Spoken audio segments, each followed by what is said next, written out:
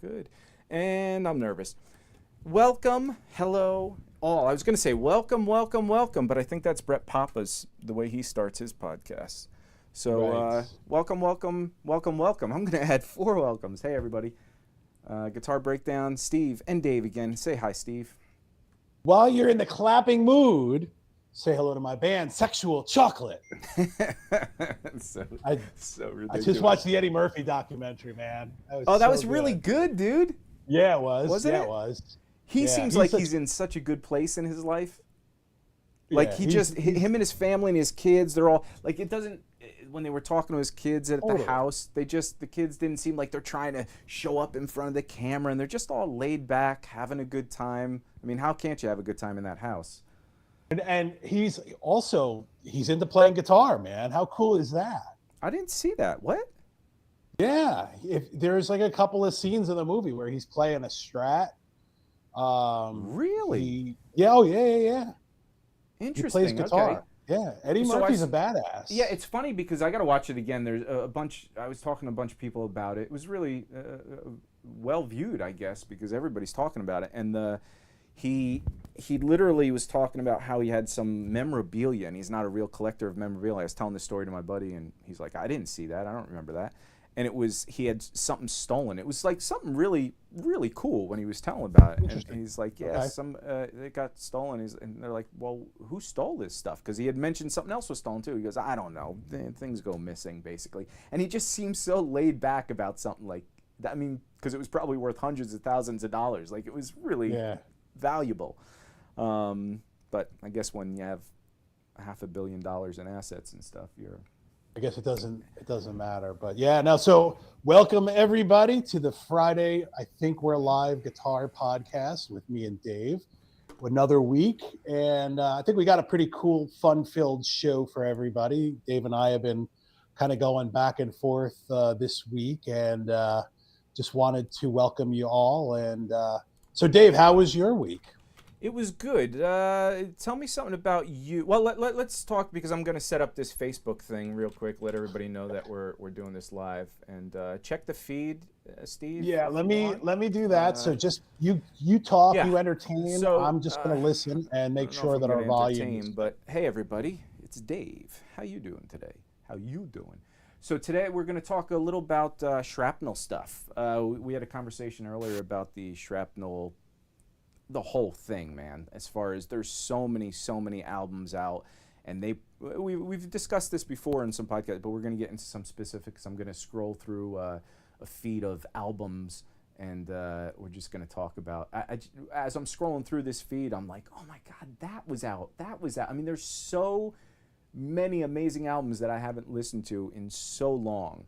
So we're going to touch on that. I'm going to show a little bit on the list of topics we have. We're going to talk about Paul Gilbert's new offering, his new tune of his album that's coming out in February, but he released a new tune, and he's dressed as a patriot. I don't know if he's going to fight another civil war that we're about to have or whatever. I know the whole story on this. Oh, you do? I have no clue what's going on. Okay. We'll get into this. Okay, then we're going to talk a little about a topic that I think is really important. I know this channel used to be really heavy leaning towards the Alan Hines, the Scott Hendersons, the Derek Trucks, the Jimmy Herrings, the Michael Brett, like all the fusion stuff, more jazz rock fusion stuff, a little more complex guitar playing as far as harmony goes, and cool little chromatic lines and things. But I also did a lot of 80s rock, because that's where I come from, obviously. But I didn't do a lot of that. It was really more of that other stuff, because that's the world I was in. Now I've gotten back in this 80s thing, but I want to talk a little about how, for me, it's important to mix it all together and have kind of an ADD mentality of, every day I'm learning jazz stuff, fusion stuff, country stuff, just a little lick here and there. Like I'll spend 2 days I'm still on this Jason Becker kick, and I'm learning and really trying to dive into the nuances of what he does, because he gets this slick thing that nobody else seemed to get in the whole shrapnel world. And so I'm diving into that, but then I'm not bored of doing the same thing for 2 hours, but then I have all this tablature and all this music books everywhere, and then I pick up this other jazz fusion book. I'm like, man, I haven't looked at that in a while, and then I learn a little line, and I'm like, that's so cool. So bouncing back and forth, I think, is super, super important. So I want people to know, anybody watching this channel, we are totally invested still in the Scott Hendersons and the fusions and that, but I just think it's healthy, even if it's something like even prog music. I wasn't into prog music at all. And then there was a tune, I forget what it was, that turned me on to it. I think we talked about it, Steve, but I forget who the band is. System of the Down, it might be. Okay. I think that was what. And I was like, wow, that's actually really interesting and cool. And then I learned some of it, and it was something that I normally don't play, but it was still something that was so fun to get under my fingers. And it got me to think, like 2 weeks later, I was coming up with a riff, and it wasn't really proggy, but it had elements of that in it. And had I not learned that, I would have just been doing my normal stuff. So I think it's really, really important. Anyway, we'll get into that topic. And then I also want to talk about AIM and how they did their clinics, because there's a few clinics that we had that were very AIM specific. They're very popular on the internet and everything, and AIM was not good at doing clinics at all, and I want to get into that. We'll talk probably GIT clinic stuff. Anyway, cool. Steve, you chat a little. I'm going to do the Facebook post, and anybody also, please subscribe, share this with your friends, let them know this live thing's happening so we can get a few more eyes on this. If you guys have any questions or any comments, please start posting away, and we will get to those. The most fun part about this whole thing is the conversations with you guys. Conversations, yes. Yeah. All right, yeah. So last week I attended a really cool event here in New Jersey, and I don't know if Dave has all the stuff that I had sent over or not, but it was for Andy Fuchs and Fuchs Amps. He did I guess a road show. Essentially what it was like a tone show. And there's an old spot here in New Jersey called the Great Notch Inn, which is this just really cool old bar, kind of like a roadhouse, and really like the last of its kind here in New Jersey or anywhere really around this area. But basically what Andy did was he partnered up with another band or another brand, and he basically had just a couple of different vendors there, and it was really cool. He had another guitar brand called Soulfire, and then he had like a local boutique dealer, and all the guys that play in the area, a bunch of them came out and tried all the new Fuchs amps. It was cool because the one thing New Jersey lacks in is a proper guitar community. We don't really have a lot of places to go hang out and jam and meet up. So that was pretty nice, and it was pretty cool to just kind of see some friends and stuff. Dave, do you happen to have any of those pictures that I sent over to you to share? Your audio is cutting out just a little bit. Okay. Are you there? Can you hear me? Yeah, it's weird. Your audio's bouncing right now a little. How about now? Oh, now it's good. Now it's good. What do you asked me if I had what? By the way, I just posted the Facebook thing and put a tag on you. So, awesome. I was asking if you had the pictures that I had sent over to you from the Fuchs event from the road show. Right. Let me see if I do. Just wanted to share a couple of those. Did you Slack me those? What'd you do? I emailed them to you. Emailed? Okay, then I have them. Yeah, I sent them over on Monday. Okay. And if you don't have them, you don't have them. That's totally fine too. Yeah, I don't know where. Stephen, who's this? Oh no, I have a picture of you and then George Lynch. Not that picture. Let me see if I'm gonna put the screen share thing on. This is big old Steve and George Lynch. What is that from?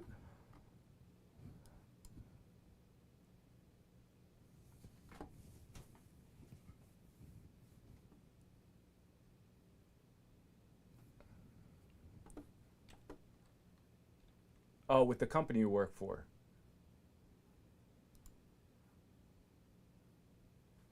Right. Jaron, who's the bass player and his tour manager, they were doing like a meet and greet George, and it's actually a pretty cool thing. You can meet George, and it's basically, I think, 45 minutes. You get one of the LTD Tigers. You get like one of George's pedals. He does a lesson with you. He jams with you. He takes a bunch of pictures. He gives you a whole bunch of swag, T-shirts, some of the, like one of the badges. So we did the badges for that, and then so when he was here in New Jersey back in April, I was like, I've never met George, and I was like, I gotta meet him, and so that was fun. But that was back then. So the road show. I don't have those pictures. I don't know the road show thing.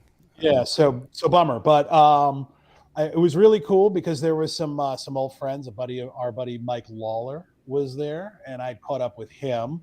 Andy Fuchs, obviously from Fuchs Amps, has a couple of brand new amps and some really cool stuff going on. He has a 110 ODS, which is basically just like a cube, and the thing just sounds so huge. Like, I don't know how that thing sounds as good as it does.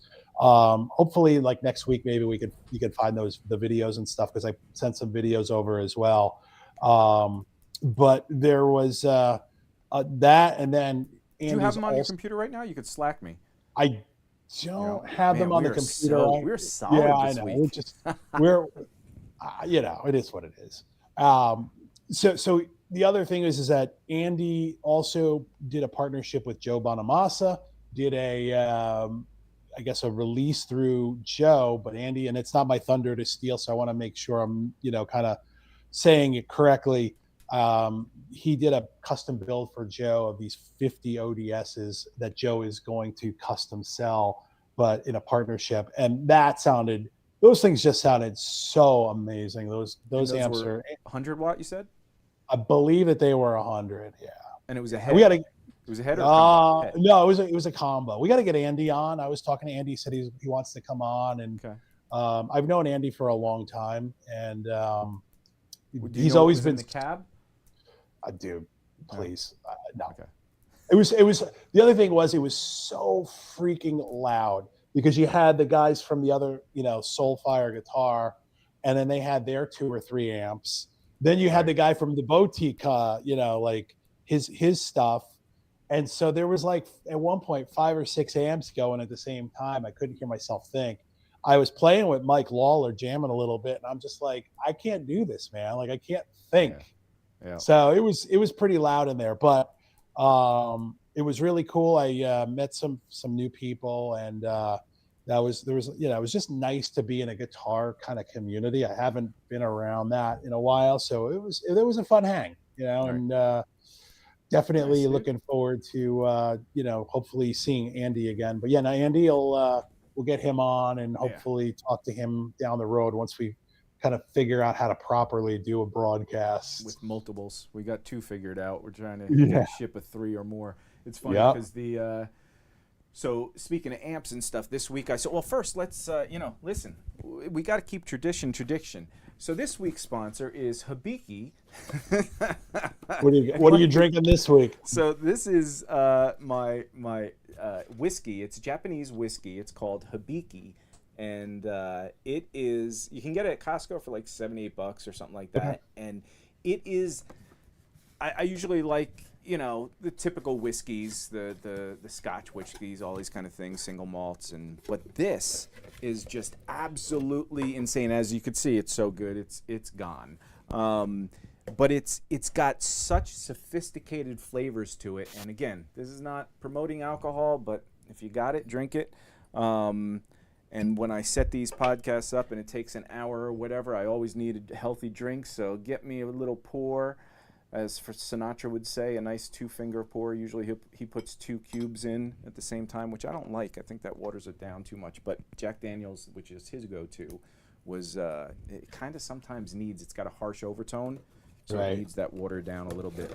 But anyway, that's my drinking sponsor of the day. And let's continue. So the amp stuff. And Steve, your sponsor is Agua. I'm Agua Fria tonight because I drank last night. I had I call it the weed water. this time it was the 10 milligram CBD drink. Oh, right. And how's that doing for you? This is like this. It's only been like a couple of weeks. You've been right. Yeah. Just is it good? It's good. This one was a little more potent than the first one, so I was like, I'm gonna go back. You silly high, or is it like a CBD like just relaxes you? It just relaxes you and kind of, But the second brand, the one that I tried last night, while it was more potent, I just didn't like the taste of it. The other one, I guess it's more of a girl's drink, and I just can, I like the girls' drinks. There you go. Hey, welcome to the Drug Podcast again. We're trying to mix all things good. As I get my mic all wanky. All right, so the amp thing, which is funny. So I sold my Marshall JTM1 amp, which I really didn't want to do. I had sold my JCM 800 combo, which I liked, but I never liked the 10-inch speaker, so I always plugged it into a cab anyway, and it sounded glorious.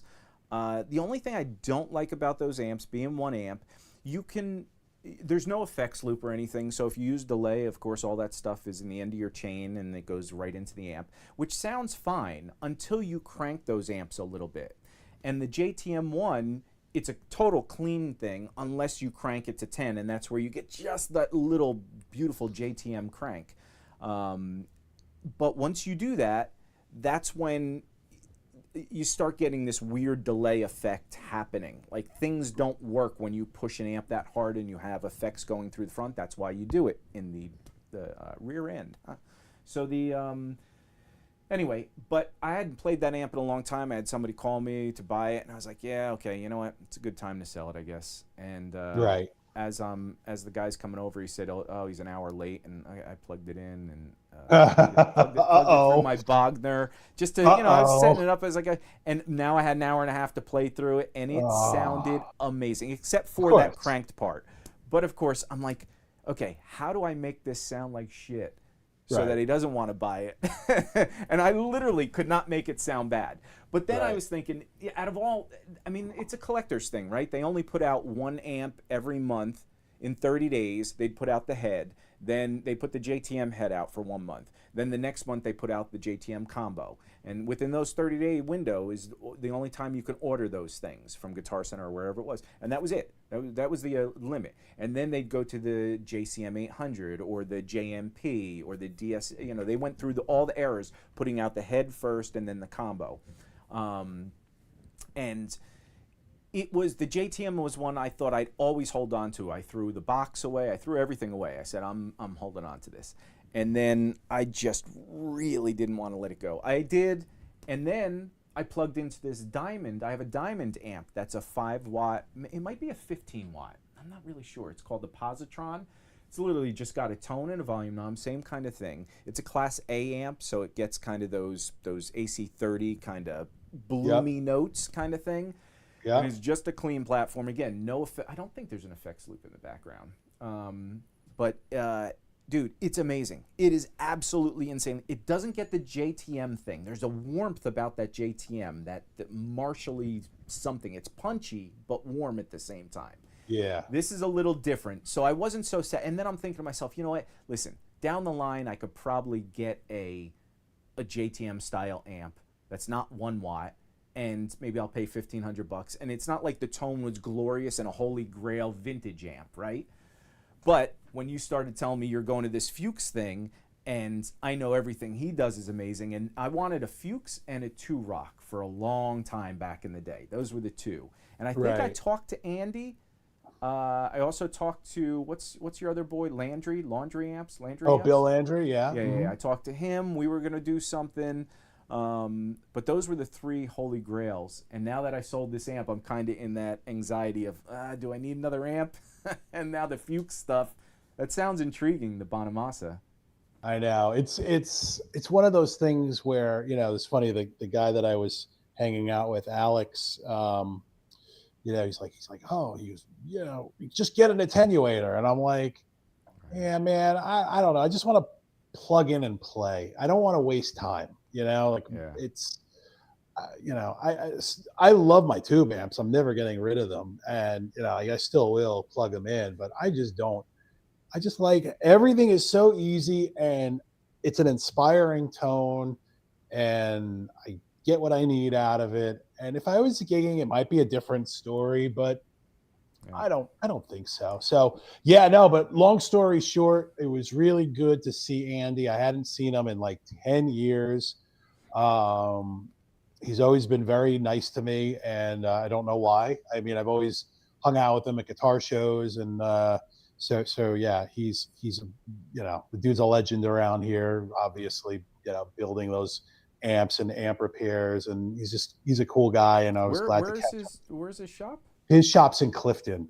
Oh, okay. Oh, interesting. I didn't know. Interesting. Yeah.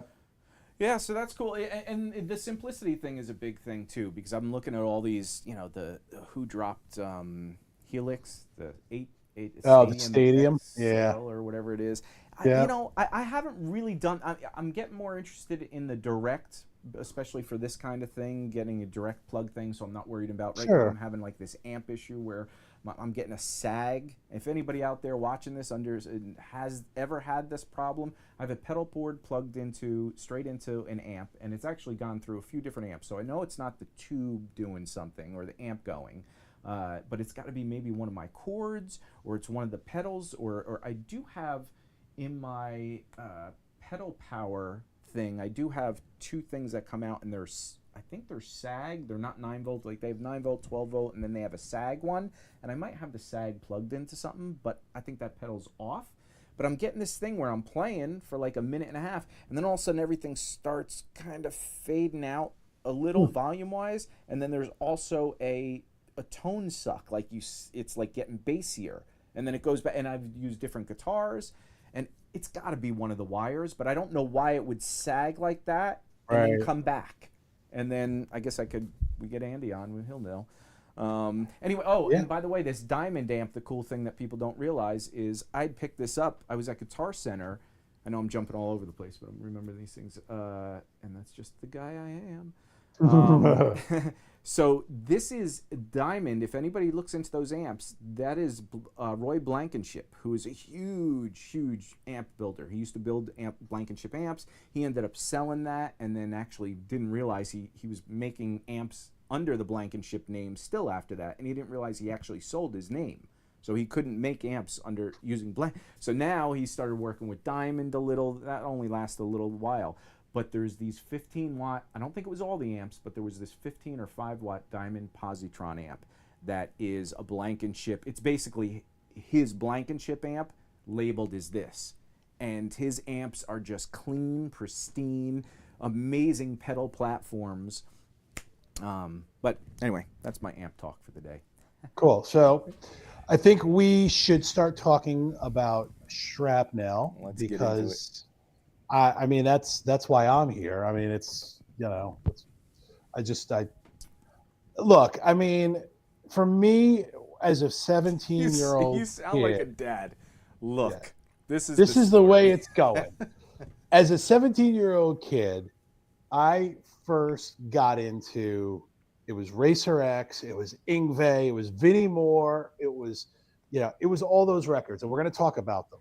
And in the same breath, and I mean this with the most respect possible, because I would never, ever, ever say anything negative. The best Shrapnel records were the ones that you could connect with, whether that was something in the artist, whether that was something in the song. Like a great record is a great record. There's also a lot of bad records. There's a lot of like bad Shrapnel stuff, and we're not gonna go into the bad stuff. We're just gonna really talk about the stuff that's special to us and why it's special. But for me, obviously, I have a history with 2 Shrapnel artists as my instructors and a really good friend. But I used to scour Guitar Player magazine, and every month it was like seeing those 3 guys in that spotlight column. And it was something that I aspired to do when I was a kid, and I just wasn't there. It just was never going to be me. It still would never be me. I'm just not that guy. I'm not like that. I'm just not that kind of a player. I mean, possibly I'm underrating myself, but just, it was never going to be me. But seeing guys, that it made me work hard because I wanted to be on that level.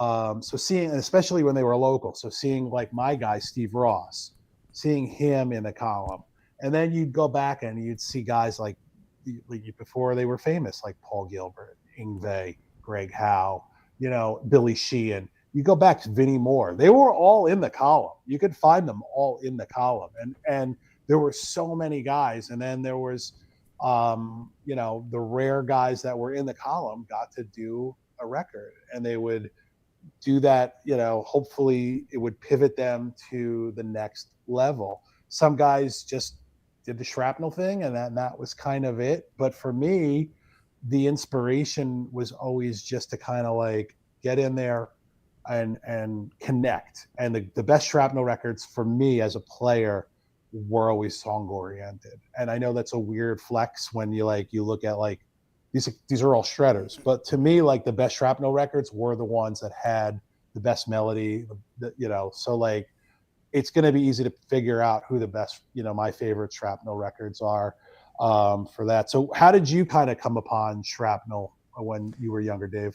See, and we're going to battle here because mine's the opposite story. I didn't care about songs at all. And it wasn't that I didn't care about songs. It was that I was so excited about guitar as itself. You could have stripped everything else out, and if you showed me, it was almost. I think it came from. I was such a sports kid growing up. Like I literally basketball, baseball, football, and football fell off quickly, and it was baseball and basketball, and then it started turning into tennis. But it was basketball was a consistent, and baseball. We used to have. I don't know if you had. We had little league, minor league, major leagues, and Babe Ruth and all that. Then high school, and not that I was all. My brother's really good at baseball. Like he focused on it. In fact, he's got a scholarship to college. I think he had some scouts, Pittsburgh Pirates looking and stuff. And he even goes to baseball camp, Yankee camp in Tampa every year for the last 6-7 years. I've gone once. My dad's gone twice. I went with my brother and dad. And so sports has always been such a huge thing. But even baseball, I was so competitive about it. Let me see. I got to take this off because this is bumping in. But I was so competitive, and baseball I did like minor little leagues for. Usually they have like 3 years of little league, 3 years of major league, 3 years of Babe Ruth. Then you go to high school. I did 2 years of little league, skipped the third year, went right to major league. And then you're supposed to have 3 years of that, so plus 1 year ahead. And then I only did 2 years of Major League, so I skipped ahead. So there's another 2 years. So I played Babe Ruth for like 6 years. So I was always playing with older kids. And I love that competitiveness in everything. So even guitar, it wasn't that I liked the competitiveness, but I liked the challenge of, it was almost like an exercise. Like, oh my God, right. I love that. I want to learn that. And so when it came to songs, I wasn't really the get in a band, kind of play out all the time thing. In fact, I barely did that. And even now with the guitar breakdown stuff, most of it comes from transcribing a ton of stuff that I want to learn and going, man, I want to show other people how fun and easy this is once you understand it. And now you got a cool little thing to play. So the Shrapnel thing to me was, some of it was music and some of it was song oriented, but a lot of it was just like anybody that had a really good tone and was doing really interesting things. I didn't get really far into like even though I love Jason Becker, not a fan of Cacophony. I was okay, but it was too much. And it was too much arpeggios and not enough structure. So I guess that would go back to song. And it was the tone. I really didn't dig the tone too much. But then the guys like Greg Howe would come out, or Michael Lee Firkins. And I wasn't a huge Michael Lee Firkins, but what I realized, I was listening to his album for a long time when it first came out. And I realized later on in life, when I re-listened to it, it was more the tone and that slide thing and the warmth of the guitar. And then some of the cool little noodling. And some of the tunes were actually cool. They were a little more blues-oriented. Everything kind of had to come back to blues with me. And that's how Greg Howe did. Richie Kotzen did at a certain point. He started playing with his fingers. And then the Racer X thing, even that, I didn't really start getting into that until the last decade or so. Early on, I liked it, but I liked Bruce's parts better. and I like some of the fun stuff. I never learned it. I always thought it was way too complex to learn. Right. And then as I started looking into it now I understand some of the strong stuff. Like we were talking earlier, we'll sidetrack for a second. Bruce Bouye released, he's doing a great podcast. If anybody's watching, look up Bruce. His stuff is so cool right now. On YouTube, he's breaking down some of the old Racer X tunes, rhythm parts, some of the solo sections. Yeah, but he's got this a week's Patreon offering, channel. Yep. Oh, does he have a Patreon too? Yeah.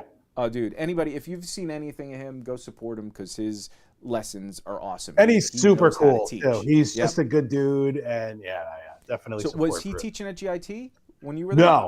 No. Okay. But he's just like one of my favorite. He's just one of my favorite. Like I think at this point, like he's probably my favorite Shrapnel guy. Like in terms of just those Racer X records. I mean, I love his solo records outside of the Shrapnel stuff. So he offered this week. He's shown "Heart of a Lion," which is kind of an easy rhythm tune, but it's so groovy, dude. And it's got to. In fact, he doesn't even go over the solo. It's all the rhythm, and there's a few little licks in there, like Racer X always does. Some harmonized lines and stuff. So if you want to learn something simple but groovy, go check that out for sure. Bookmark that. But anyway, let me show the screen. Well, you were going to show something. But I got I got my little got my show and tell here. All right, Dave. let's do that. How about this? Nice, man. Let me just switch the channel view here, so I can properly do this. Mm-hmm. So this is all Shrapnel. This is not repress. So this is Street Lethal. This is and truth be told, this is my least favorite of the Racer X albums. Yeah, mine too. Actually, funny enough, I love how the album cover says Racer X with Paul Gilbert. Right. Because back in the day. Yeah. Well, this was before Bruce, and then this is the record. Yes. This is it. Like this is a desert island disc. Is that Skit Scott Wah and Scarified, or no? That's on the first one. That's Scarified is, but Skit Scat Wah is on live, right? Yeah. That was my one. In fact, that was the first one I'd seen. And do you have Extreme Volume 2? I don't know if they pressed it. I don't. I have never seen it in the wild. Right. But this is so. Dude, those all look mint too. Yeah, I take care of my stuff, and you sound depressed about that. I take care of my stuff. I love these Racer. I love these are like my pride and joy. It brings me back to just being 15 and 16 and 17 and going in and listening to music on a Friday night. School's done and you plug your headphones in and you just play your metal, and you're just starting to learn how to play guitar, and it's just, dude, it's so good. I get so jazzed about it. But so obviously Racer X is a huge part for me as the good Shrapnel. So I know real quick. I don't mean to interrupt. So we got 4 people watching. I see we got people moving in and out. We've got 5, 8, whatever we got. So anybody who's interested, just write some comments, chat with us. We'd love to talk with you and see what you guys are interested in. If you guys have any things you're wanting us to jump in on, I'm going to show a couple ideas and licks in a few seconds. There's some things I stumbled on with the Jason Becker. Just simple ideas that I was like, man, these are the little subtleties that make what I'm trying to get out of Jason's playing into my playing. Check out. We're gonna get the website up soon too, so we're gonna re-offer. We still do offer if you're interested in any of those lesson packages. If you remember them, if you're not familiar with them, we got some Alan Hines, Josh Smith stuff. I'm actually starting to think of doing a Jason Becker thing, of doing a lesson package on his. I'm going to contact him. I know he has somebody right now doing some lesson material online, like they're breaking down some of his solos and stuff, but they're showing him, and they're doing a really, really good job, but they're not really diving into the depths of it and why this works and how this arpeggio can be played differently, because I see there's a lot of misconception about the way Jason slides into arpeggios and stuff, and you can play the first 2 strings and then slide down the neck into the second half of the arpeggio, or you could play the first 3 strings and then slide there, or you could play all the strings right here, the 5 strings. And so there's a million different ways, but when you slow it down and you actually hear what he does, the reason he gets this slick thing going on is he has 2 or 3 habits that he does a lot that nobody talks about. Same thing with this one simple bending thing I want to show. Such a cool little thing, and I don't think anybody ever thinks of it in that micro way. And it's caused me to explore in so many different ways. So anyway, so if anybody's interested in any of that stuff, please let us know in the comments. We'd love chatting with you guys. We definitely want to make this a communal thing. And there's my holy grail of the Shrapnel stuff. Absolutely love that album. I've talked about it a million times. Air is a masterpiece. I just went back and listened to it this week too, just in your honor. I was like, that second side, Temple of the Absurd, 11 Blue Egyptians, Dweller in the Cellar, and Opus Pocus. That to me, like that side, I mean, the first side is strong because you've got Altitudes and Perpetual Burn. But to me, I really like that second side, like as a record, like in listening to. That's the other thing to me, like vinyl. When you put vinyl on a record on a turntable, you listen. It's not like just putting Spotify or YouTube on and it just kind of becomes background noise.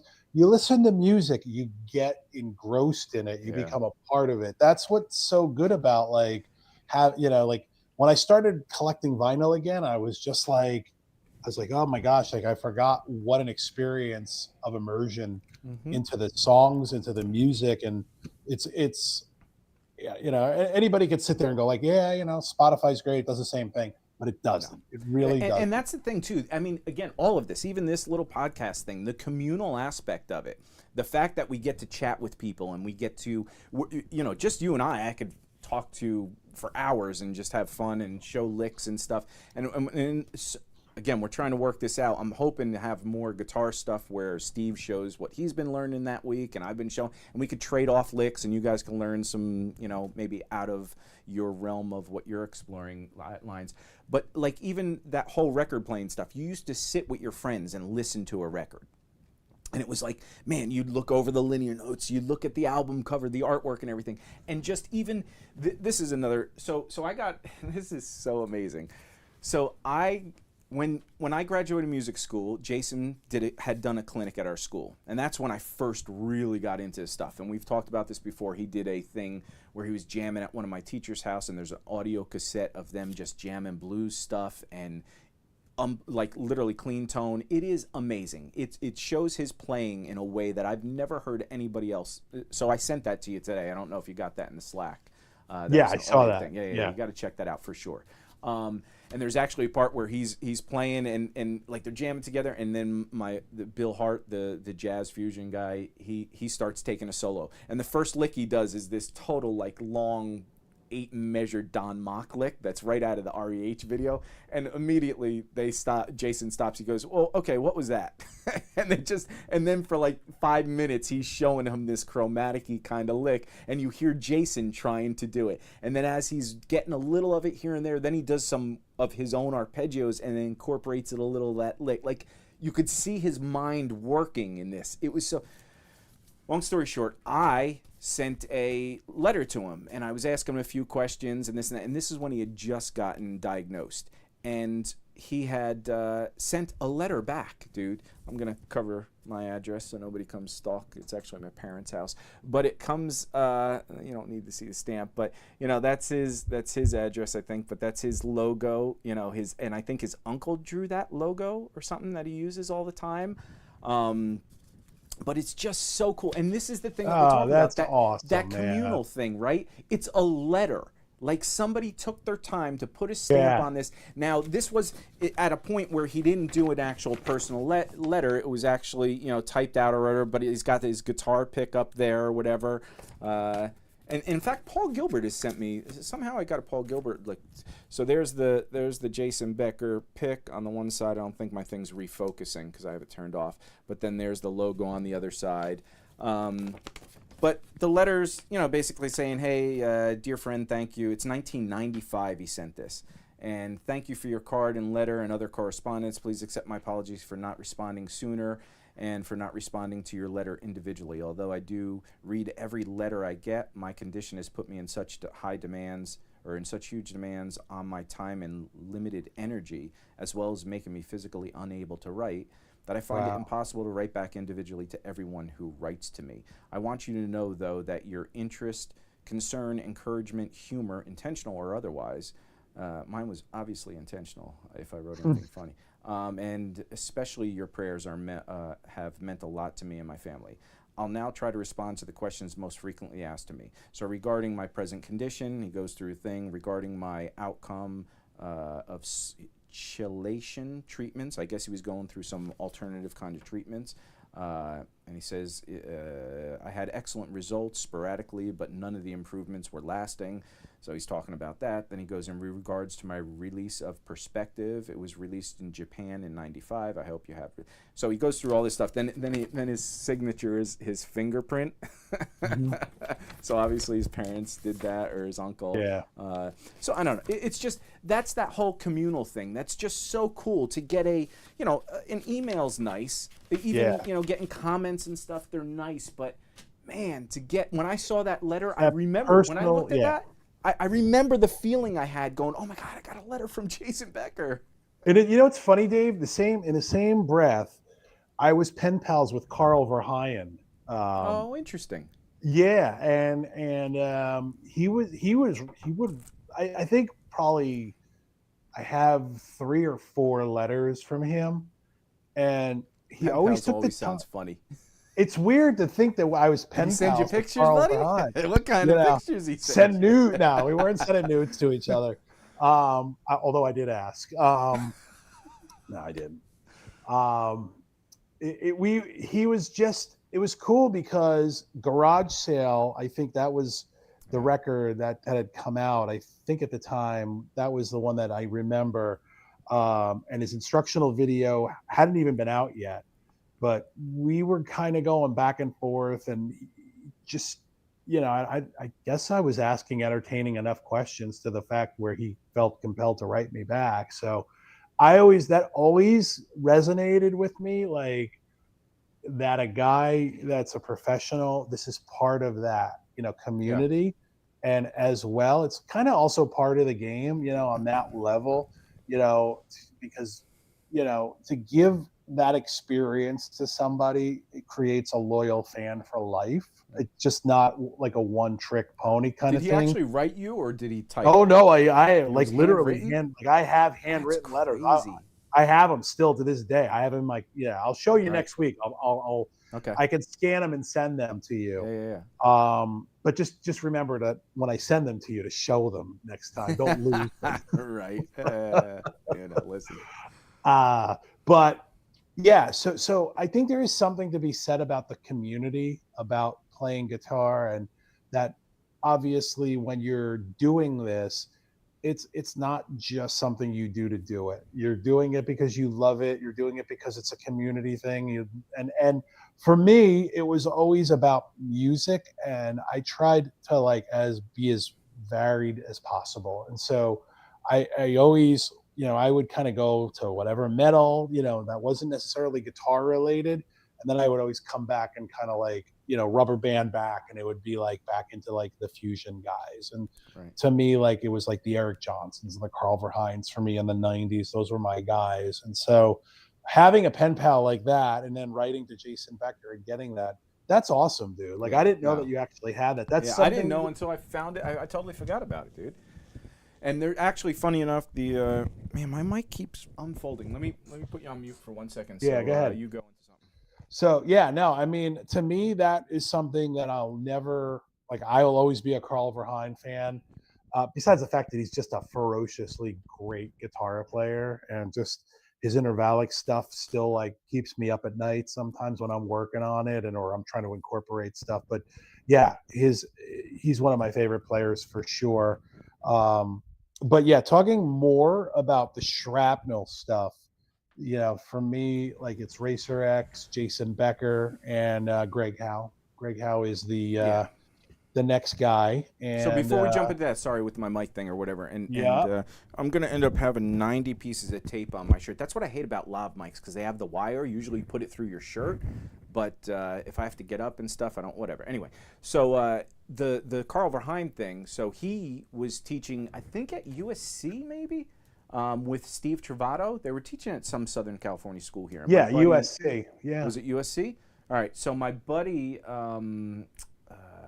man, why can't I think of his name? He did stuff on our Guitar Breakdown stuff. He's got a good YouTube jazz channel. Michael Baccarella.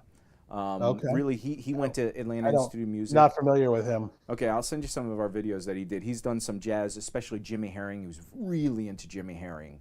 Oh, okay, cool. Really good player, and both Jimmy Herring and Mike Baccarella. But he was really good friends with both Travato and Carl Verheyen. He used to go to Carl's house all the time and do some lesson stuff or whatever.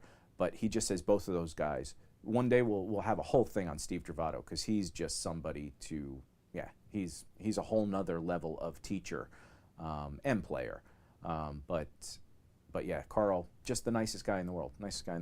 So yep, that's my thing. And then so let me go to this screen share of the Shrapnel stuff. So this is basically just pulling up on Google with we knew we were going to talk about this Shrapnel stuff.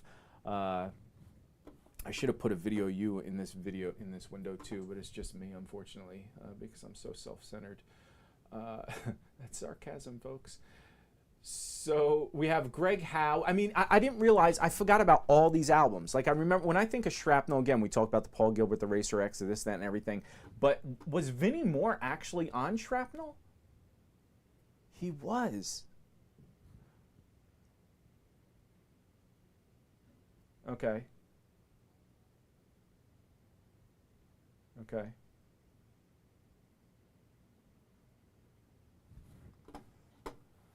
All right, let me see your album. I'm switching back. Are you switching back to me here? All right, let me go back to the other okay. screen. Dude, love that. Very classical. More classical than when he started getting into the Meltdown, which was bluesy and stuff. Yes. Yep. Yep. This is a great record. Yes. Although I have Time Odyssey as well, and I like them both. But Time Odyssey came out after, right? Yes, that was the second record. Yeah. And his tone always continued to get better. That's what I loved about it, especially when he started getting into that Meltdown stuff. It got a little heavier and bluesier and thicker. Vinny's just so He's good, always man. evolving because that early stuff was very thin and his picking so perfect that everything comes out not a little harsh, but there's something to it that I was like, I love it, but I don't love it. And I don't know if that makes.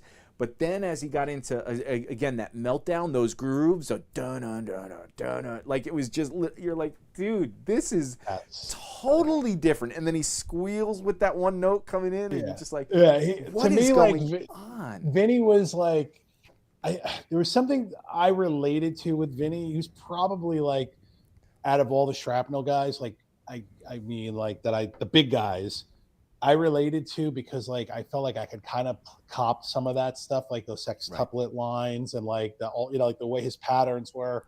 That wasn't too difficult for me to play, especially the very beginning stuff. The album you showed and the Time Out. Like, it was very. If he played an arpeggio, he played the arpeggio complete and intact. There weren't any slurs between it. There weren't. And it was then when attainable. He did scales, it was very like if it was a pattern of 5, then a pattern of 6, and then it was, but it was still in that how musical it was. Right, and the songs were good too, and the melodies were good, and like again, when I come back to like a song, I love Vinnie Moore for his instrumentals because when you hear his stuff, it's a song. And to me, like, he's not the best of the Shrapnel guys to me at that, but like he is definitely one of the guys that has something to talk about. Now, also, we're going to get back into it. This is the guy. Okay, before we step on him, let me finish. Did Vinnie Moore ever play in a band other than his own solo stuff? So he was in, I guess Varney put him in Vicious Rumors. I know nothing about that. Yeah, which was released through Shrapnel. Okay. Which was a band, and he only did one record with them, as far as I know. And then after, was it good? Did you like it? It was heavy, like that. And I think the reason he left was because they got much heavier, and I don't think he wanted to be. He wanted to be a little more melodic. The one thing about Vinny is that he is definitely like, you hear his influences, like he wears them on his sleeve. You hear like Di Meola, you hear Schenker. Right. like to me, like he's a product of his influences. And so like I hear all his influences and I just felt like, as that wasn't probably not the right fit for him. So he did he did those 4 or 5 instrumental records and then he joined UFO. So he was with UFO forever. Oh, that's right. Yeah. Okay. All right, so let's move on to your, which is the first. Let me switch to this It's page real quick. So I'm going to show the. So these are all those Shrapnel records, and we got the Richie Kotzens, which will jump on Joey Tafoya. We got Jason Becker, Michael Lee Firkins. We'll talk about him a little bit. And then let me see. We got some compilation stuff. Fretboard Frenzy. I forget what that was, but we'll talk about that. I think Steve knows. We got the Cacophony. We got and then of course, even here you see Greg Howe, and you got Greg Howe down here by Vinnie Moore. We got Megadeth. That wasn't on Shrapnel though. And then in the very top corner, the very first one that comes up is Greg Howe. And so if we go back to Steve, and he's got an album. Of course, he's got an album. Here's my next one. Which is that's that same album. Yep. That's the same one. So yeah. Yep. So for me, Greg Howe was the quintessential Shrapnel guy. Besides, like obviously Paul had the career, Richie had the career, but to me, Greg is probably the most evolved out of all the Shrapnel guys. And what I mean by that is that he went on to really completely. He came out more as like, the first record was his first record was kind of a, like an instrumental, more of the traditional Shrapnel instrumental. And then his how-to records, which were very Van Halen-y. Did you ever hear the how-to stuff with his brother? I don't think I did. And that's, they're Greg so Howe to me good. Is a funny thing too, because I really liked him.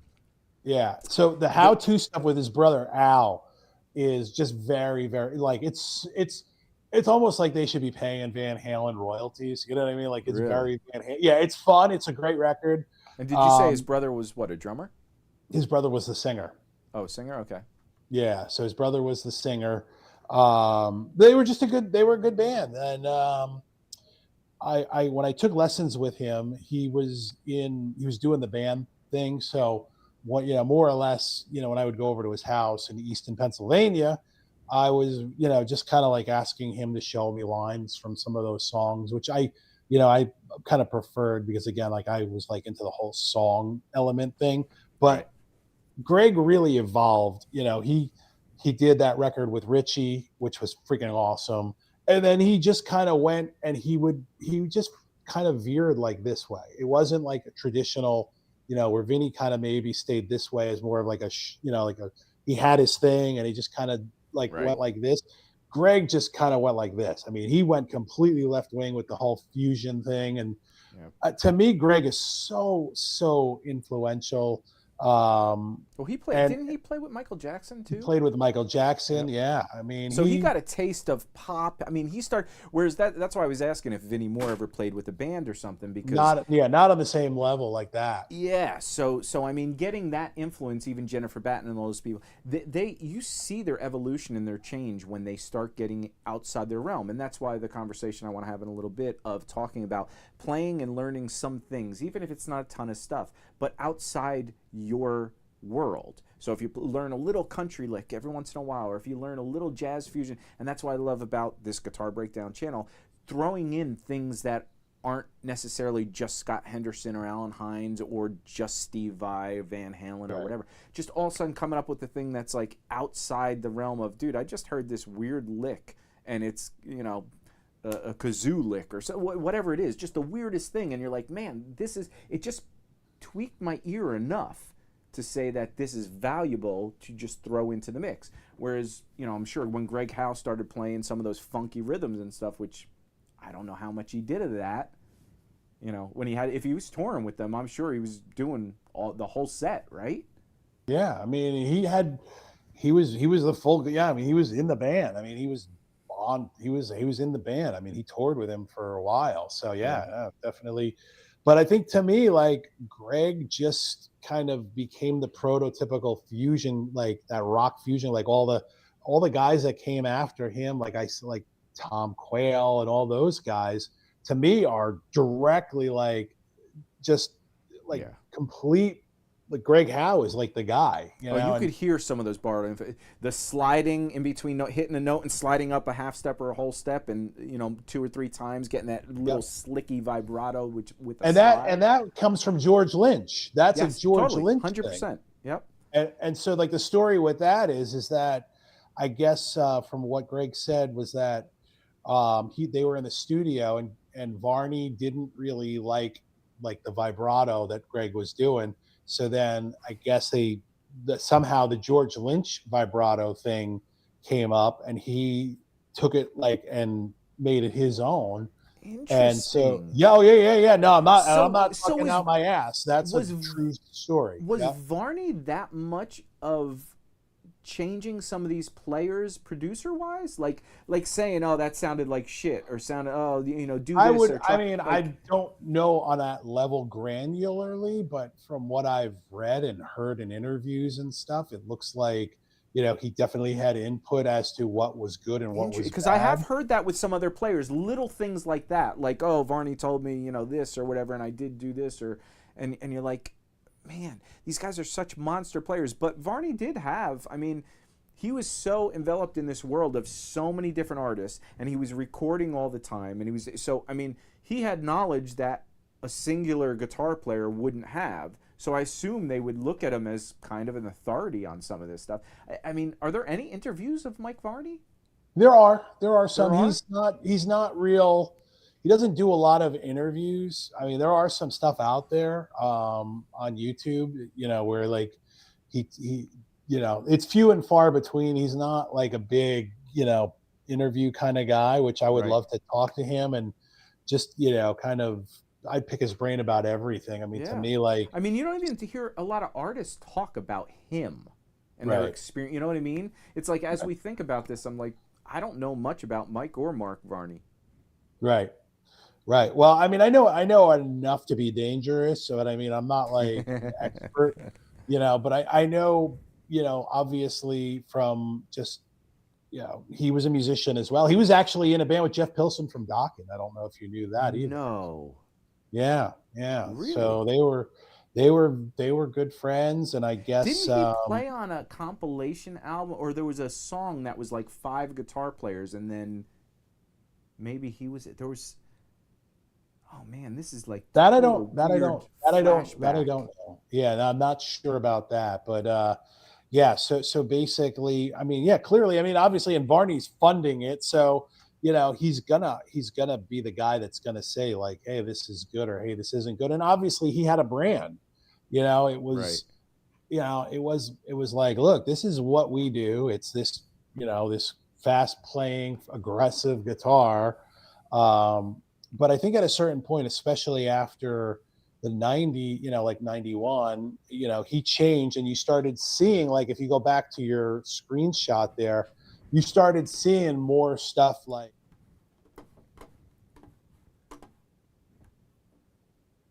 Right.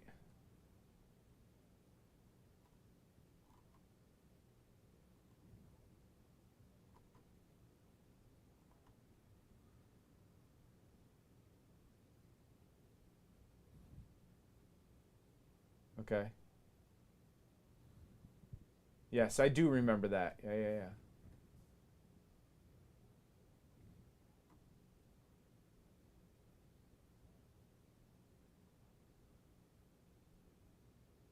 Yeah. That is such a good record. I think it's called Blues Bureau International. I think is the name of the record, and it's on YouTube. You can find it. Right. It's such a great record. There was a few blues things that they put out, compilation things with multiple blues artists on it too. Shrapnel did. Yeah. And maybe that was Mike Varney or Mark. No, Varney? It was Mike Varney. Mike? Yeah, he was doing that, like, definitely in the 90s. I think at that point he had a pivot, because obviously the whole pointy guitar, big hair, kind of shreddy thing wasn't cool anymore, and so he had to pivot and keep it on brand. But at the same time, he kind of had to adapt. So, I mean, you didn't see as much of the shreddy stuff. But my teacher, Steve Ross's record came out in like, I think 93, I think his record came out, or 92. So that was into the whole post-apocalyptic guitar world. And his record to me was, if you haven't heard Midnight Drive, that record, for me is a special record because of the fact that I had such a personal connection with Steve. And he's one of the Shrapnel guys that other people don't necessarily know of because he came in that, that kind of time frame. There was a bunch of those records, like Darren Householder. He kind of came after. He had one or two. Yeah, he kind of came in like, I think right around when like the world, the guitar world was ending in terms of that. Dude, and I got hugely hooked on him too. When he first came out, again, it was just slightly different. He had that arpeggio tapping kind of thing. And he had, in fact, he has a YouTube, Facebook stuff, but I think a YouTube channel too. Yep. He's like the total California surfer dude, lifting weights and whatever, and blonde-haired dude. But he's got that. He's getting back into some of the social media stuff where he's showing some cool stuff. He's still recording and doing. I think he plays with Love Hate now. Interesting. I think he's been playing with Love Hate for probably for 30 years. Again, he's one of those guys that I just love that they're fun. Like they're just a fun. And we'll talk about Paul Gilbert here soon with the I love anything. All the guys we're talking about, we're not the rock stars that we're slinging over and smoking a cigarette or do whatever. I mean, listen, that's cool. I like it, and there's some guys that really pull that off. But I love the Jason Becker. He's like your neighbor next door. He's fun, right? The Greg Howe, same thing. When you hear him, he's always smiling. He's got a good personality, and he's good. And Paul Gilbert. And I'm looking at this, so I'm going to share my screen right now too. I didn't send you this, Steve, but I typed in the Shrapnel Blues albums, right? So I forgot there's the L.A. Blues Authority, right? Remember that? This one has Pat Travers, Rick Derringer, Neil Schon, Leslie Rest, Richie Kotzen, Michael E. Firkins, Glenn Hughes, Eric Gales. Man, I didn't think he was around back then.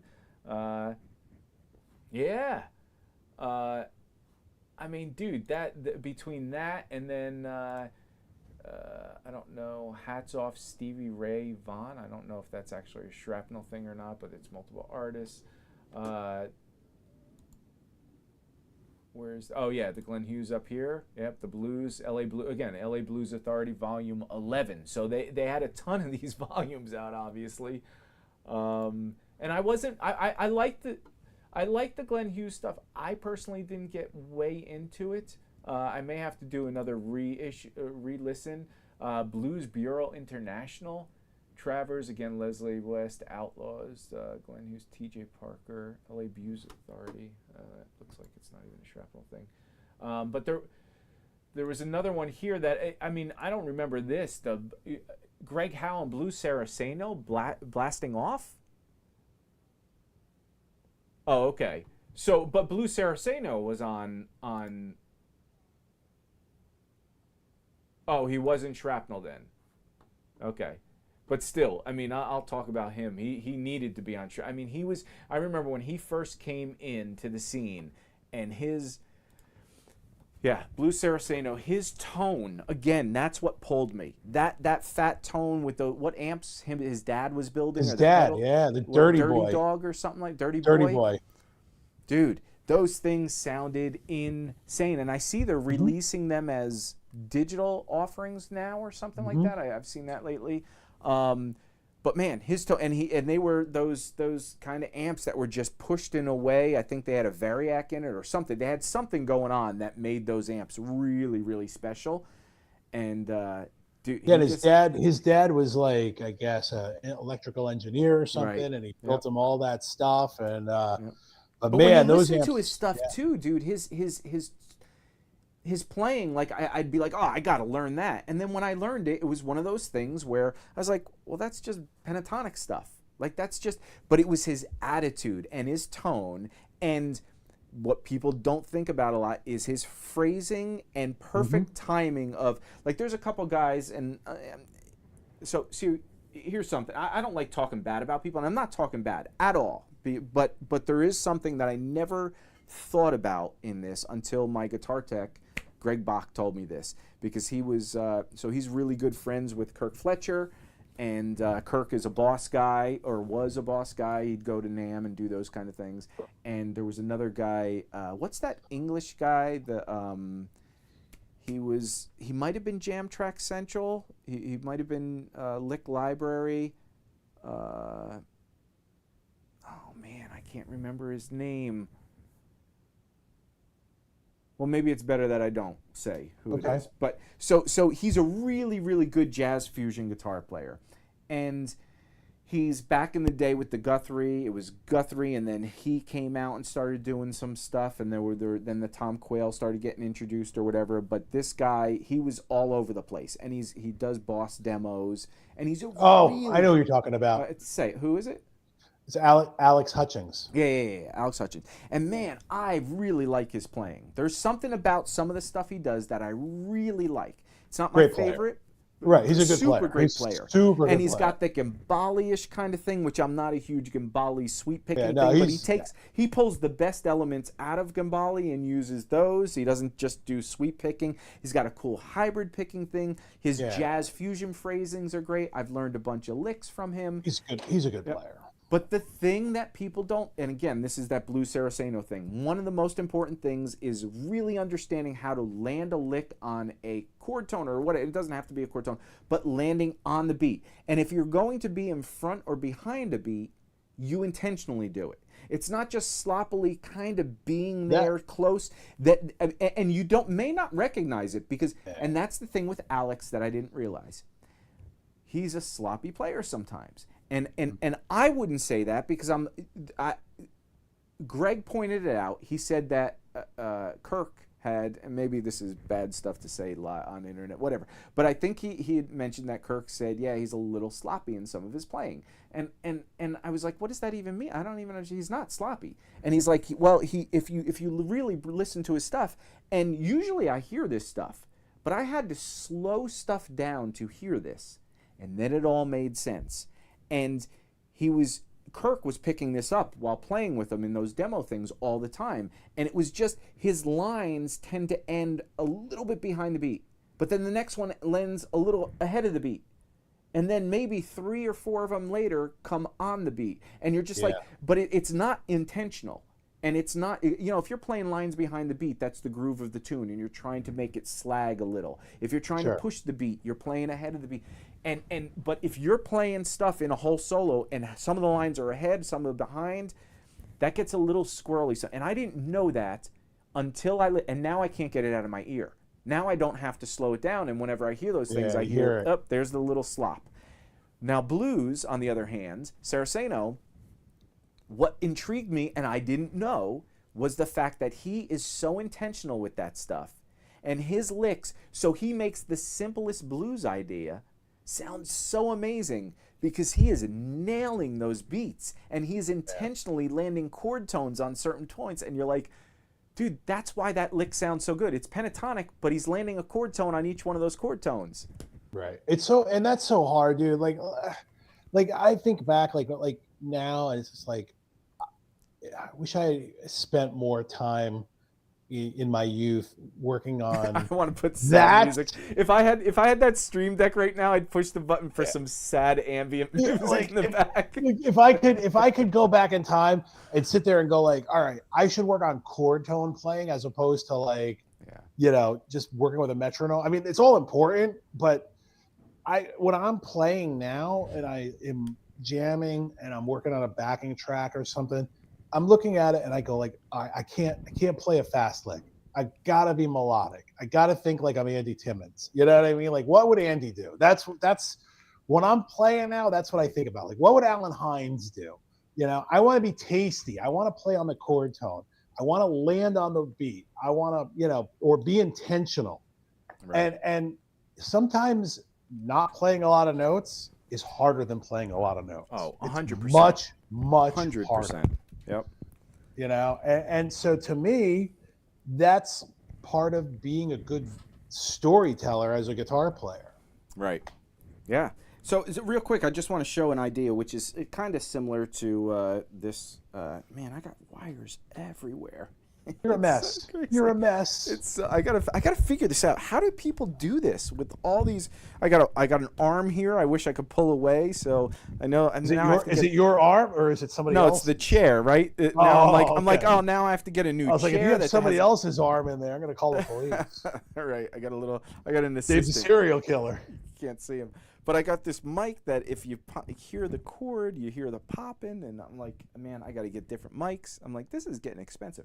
But anyway, so real quick, the one of the ideas that I was going over was a Jason Becker, and this has to do with those subtleties of understanding that something can be so simple, and I don't know why it's made me for 4 days experiment with this idea. It doesn't have to be the whole arpeggio thing. It doesn't have to be this cool little tune and the bunch of licks and everything. There's one thing that he does that I don't think I've heard many people do, and I guarantee when I show this, everybody's gonna be like, that doesn't sound that interesting. But it's and again, I don't know if any of this is tones coming through a little bit. Yeah, guitar. I hear it. Yeah. Okay. So one of the things he does is he will bend up and get unison notes out of things where instead of so if there's just this lick, right? He bends this to a half step, right? Right? And I'll try and get a little closer, but so if you have the 19th fret on the B string and you're bending up to the 20th fret, right? Right. Now you can play it where you play the 19th fret to 20, and then to the 17th fret on the E string. So the first two are on the B string, 19, 20, and then, right? Now, you also have this 15th fret down here, which is a G note on the E string. So you're bending this F sharp to the G on the B string, and then you're playing the G note on the B string. That gets you the unison note. If you just play one note, right? Right. Now, a lot of people will bend like this. Right? But what he does a lot of times is he'll pick those two notes. Instead of bending softly into that, pick the note, bend a half step up, then pick this note. It's almost like when you do in the E minor pentatonic. You have the B note on the 12th fret, B string, the D note on the 15th fret, then the 12th fret on the next string. Right? We bend into that note, and then we hit the next note on the next string. Well, what he does is he'll pick all those notes. So if you have this 19th fret, you pick this note, then when you bend it, he'll bend up and pick that note. So,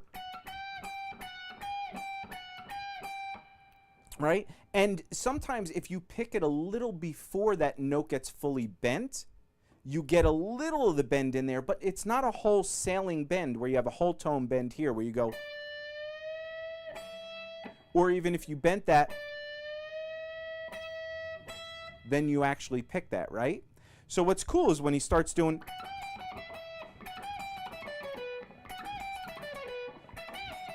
right? There's just something really interesting about that because you get an extra note and then you're doubling up that note when you actually pick the next one. So you have this, and you're getting that punctuation. That's cool, dude. It's really, so now I started experimenting instead, like, again, if I did,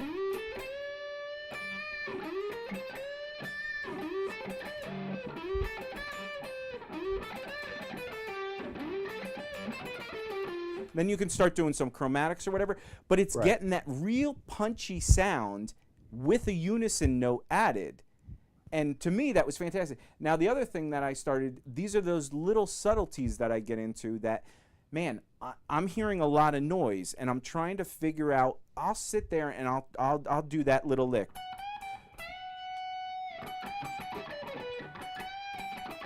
And I'll start hearing open strings, right?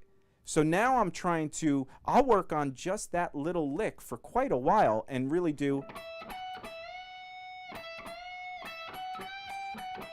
but I'm hearing noise.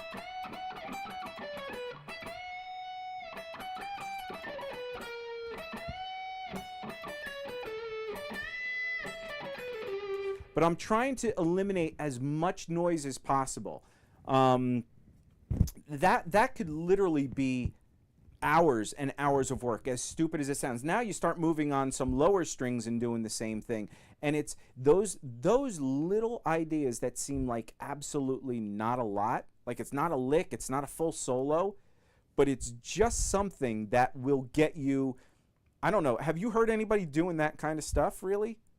Not really, no. I mean, because most people bend the note and then go to the next string. They don't just, like, they slowly get that bend, or even if it's a fast bend, they don't get that punctuation of hitting a unison note after doing it. Right.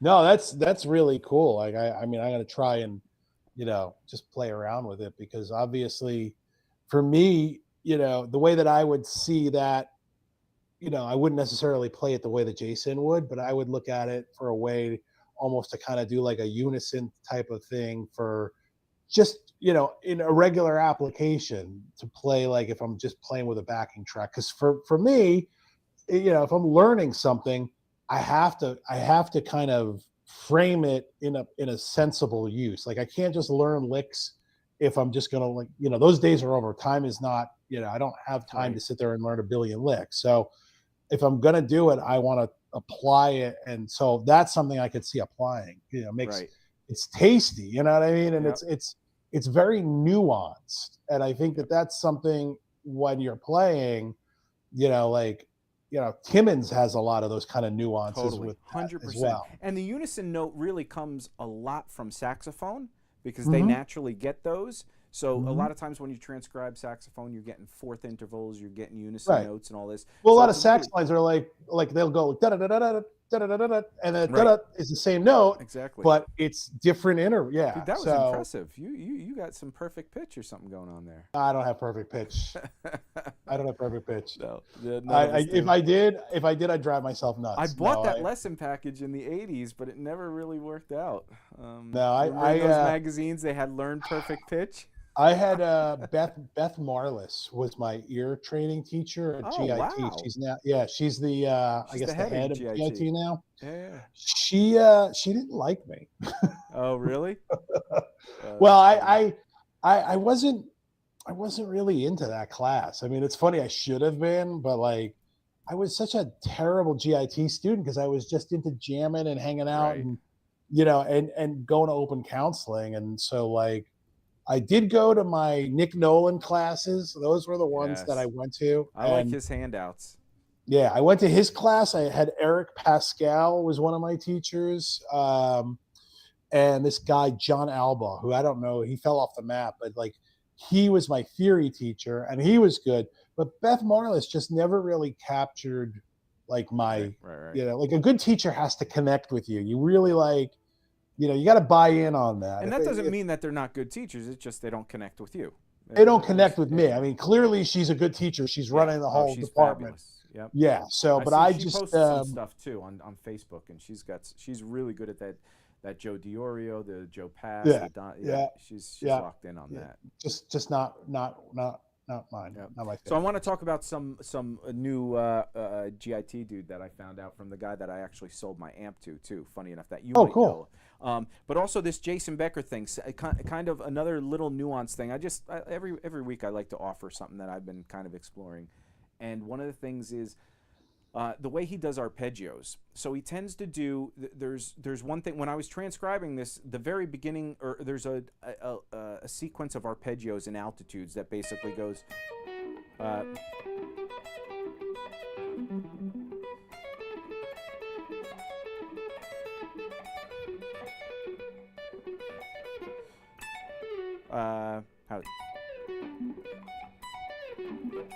Let me go.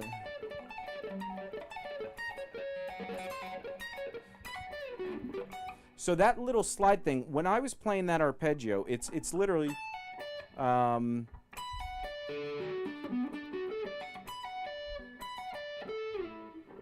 does it go? Right, so it's a B minor arpeggio, right? So basically and it's going up to the 19th fret. So you could play it all right there from the 14th fret on the A string, right? Or the way Jason tends to play these arpeggios, instead of doing 2 notes on the first string, which is 14, 17, and then going 16, 16, next 2 strings, 15, 14, and then stretching up to 19, which is basically your B minor chord, just adding the minor third there. If you did 1 note a string, it'd be, but instead then you add that extra extension note up there, right? Well, what he ended up doing, instead of doing 14 to 17, he'd do 14 to 12 on the next string. So you get this kind of lick where you're getting 2 notes on the second string, the D string, instead of on the first string. So the first one would be 14, 17, 16. This is 14 on the next string, 12, 16. So you get the same thing, but here you get this added little, he calls it like a bonus lick, he always said in his videos or whatever. So you get this thing where you get this short arpeggio, 4-note arpeggio. Well, 3-note with an octave. Right? Instead of doing it where you're getting 2 notes on the top string. So you get this cool little punchy. And then if you add your pinky, you can end up getting the 9th note in there instead of the ending on the root. And if I do, right? And then he'd go up the whole arpeggio.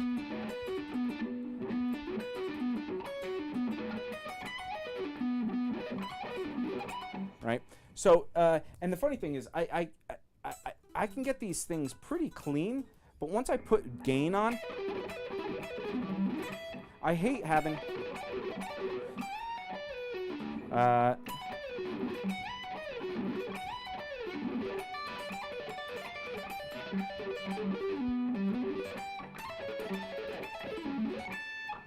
anyway, for me, when I'm picking these notes a lot of time, I'm really digging into the strings. And I don't like that, but I do, when I practice slow, I'm always digging. Right? When you're doing this, you really want to have a light touch. Yeah, sure. Where it's just rolling over those strings. I battle with that a lot of times, and I'm having a hard time. But my point is, with these arpeggios, is he gets that little extra bonus lick. Now, that's one way of playing it. Again, I showed the first way, which is 2 notes on the first string. Then the other way with the 2 notes on the second string, where you get that bonus lick. But a third way of doing it is sliding positions. So you're using this position where you're doing 14th fret on the A string, 12, all these are on next string. So 14, 12 starting on the A string, 14, 12, 11, 12, 10, and then you got the 14 all on the E string, then you slide up to that 19. So you get the same thing. Or if you do the first one, same exact notes, but here you get this slide in there where you go literally 19 to 14 on the E string, 15 on the B string, and you slide down in that next position on the B string to the 12th fret. Now you continue going down the arpeggio in that position. Then you go up in that position, and you slide back up to that. So now you get this cool,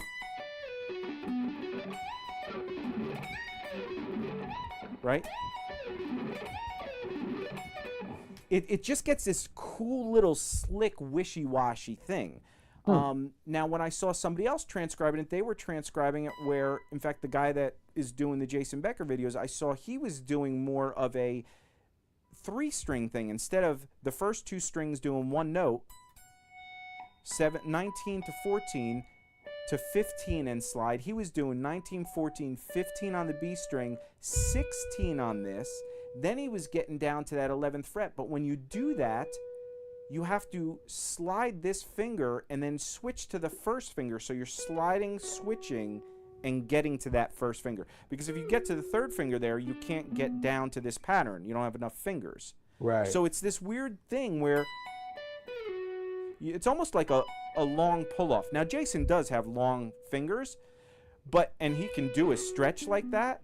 But when you slow down the tape of what he does, you hear that distinctive slide. You hear a pull-off. Next note, you hear that slur of a slide.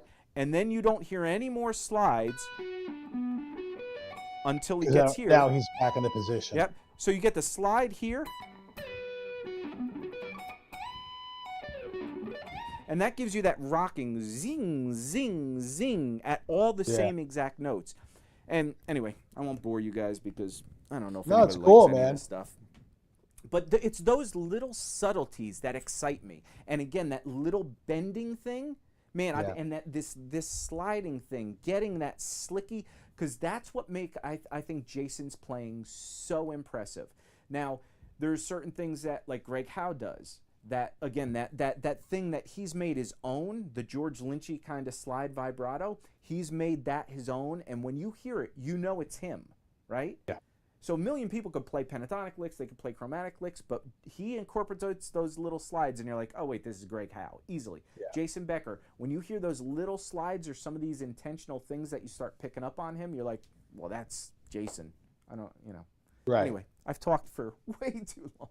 Well, no, and I think you're right, because I think like the one thing you want to be as a guitar player is you want to have your own identity. So when you hear that, that's their identity. And so, like the one thing when I hear, we hear all these guys, the guys that we like, you hear Alan, you hear Henderson, you hear Landau, you hear, Lukather, you hear Greg Howe, Timmons. You always you could just go like, oh, that's Andy Timmons, and also there's a lot to do with the guitar tone too. It's just, but that's the best compliment you can pay somebody, is, I knew it was you, by hearing one note. And that's why to me, that's why I was so fascinated by compilation things, and that's what Shrapnel offered, where they'd have songs where they'd have 5 guitar players on it. They have where you hear each one doing what they do over the song, because it's amazing that we can all play the same notes, right? Pentatonics, arpeggios. I mean, it's only a combination of so many things, but it's your phrasing, it's your personality, it's your slipping. It's your humanity. Yeah. Yes, and that was so like I always wanted to hear somebody, like I wanted to hear some people play standard pentatonic licks. So it wasn't any solo like here's a Steve Lukather solo. Now I want 5 guitar players to play that same Lukather solo and see if it sounds the same. That was always kind of fascinating to me. But here's typical blues pentatonic things that are pretty standard. There's nothing out of the ordinary. You can add a little chromaticism if you want, or you can add your own little slur to it if you want, but I want you to keep it in the same realm of this. And I want to hear Andy Timmons go at it. I want to hear Paul Gilbert go at it. I want to hear Steve Lukather, Scott Henderson do those same things, but in those guidelines. And I guarantee each one of those solos will sound uniquely fantastic. Yep. Because everybody's got their own voice, and that's the hardest thing. Is I think like you get to a point as a guitar player where it's like, all right, look, I can kind of play, but do I have my own voice? And so that's what I'm trying to do, like when I'm playing and practicing, and that's what I do it for, is to kind of chase my voice and not tone. I don't give a crap about tone. It's my voice on the guitar. Don't you say that. Well, I mean, I do, but it's like, the voice is really, who you are inherently on the guitar. So that's well, and it's what's so fascinating too is these guys. Think about what we're talking about in these people that have their own voice. So many of these guys had their own voice at 18 years old, 19 years old. Steve Lukather was touring with Toto, had his own voice at that age. Michael Landau, all these session guys in the early 20s. Paul Gilbert had his own thing going on, even though it developed into something totally different. They had their voice. like every one of these, Richie Kotzen, I mean, Michael E. Firkins, where did he come from? Like, how does he come up with, while all that Shrapnel stuff is going on, and he comes out with this whammy bar slide sound, and you're like, how does that? Again, we're in our 50s, and I don't have a voice. I have a bunch of pieces of other people's voices, and I guess I have a voice, but not really. Yeah, fascinating, dude. I think that there's something, it's like either you have it or you don't have it. And, you know, like, I think that there's just something to that, because obviously at that age, you know, those guys had that voice, and whether or not it was fully developed, that's, you know, it's irrelevant. I mean, they were doing something, and, you know, so that's kind of, you know, I think to me, that's what I'm chasing more now than copying licks or something. I mean, if I cop a lick, it's just specifically to try to learn how to play it. But really, it's about your voice and, you know, your touch on the instrument. That's really that, you know, that's kind of where it's at for me. Have you been working on anything this week? Like what specifically? On this thing? Well, I mean, I'm always on the triad thing, but no, this week I've been I've been back down the Timmons rabbit hole. So I've been like, it's funny, and I think I may have mentioned this to you the other day when we were on the phone. I had been listening to Andy enough that, like, I felt inspired by him to write something, and it's influenced by him, but to me, it's not, you know, it's not a copy.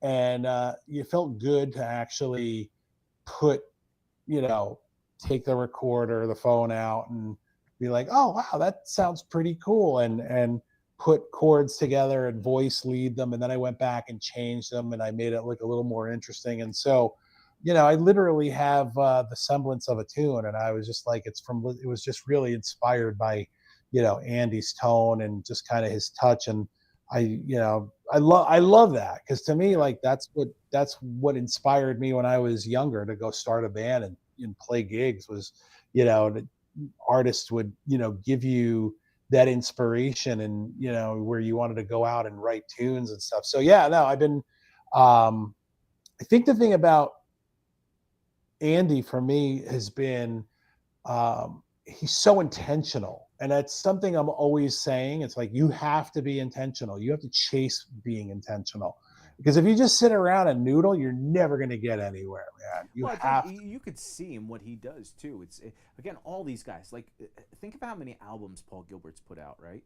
I mean, think of, he is constantly, he's not just noodling at home. He's not trying to get better at picking. He's not, I mean, there were certain years, I'm sure he went through all that stuff, but even then he was doing it while doing Racer X. Like, he was making music out of it. And these guys, Andy Timmons, I mean, you know, just to do that Beatles album that he put together, I mean, that was composition. That was recomposing everything. And that was a total different thing than, I mean, it's similar to some of the stuff he does, but that was literally totally different. It was songwriting, putting melody, also coming up with chord melodies and arranging, basically. Composition is a whole other ballpark. Totally. And so for him to do that, but also be a technique guy and do, I mean, he's one of those, these guys are workers. Like, they're not just Ron Thal, you know.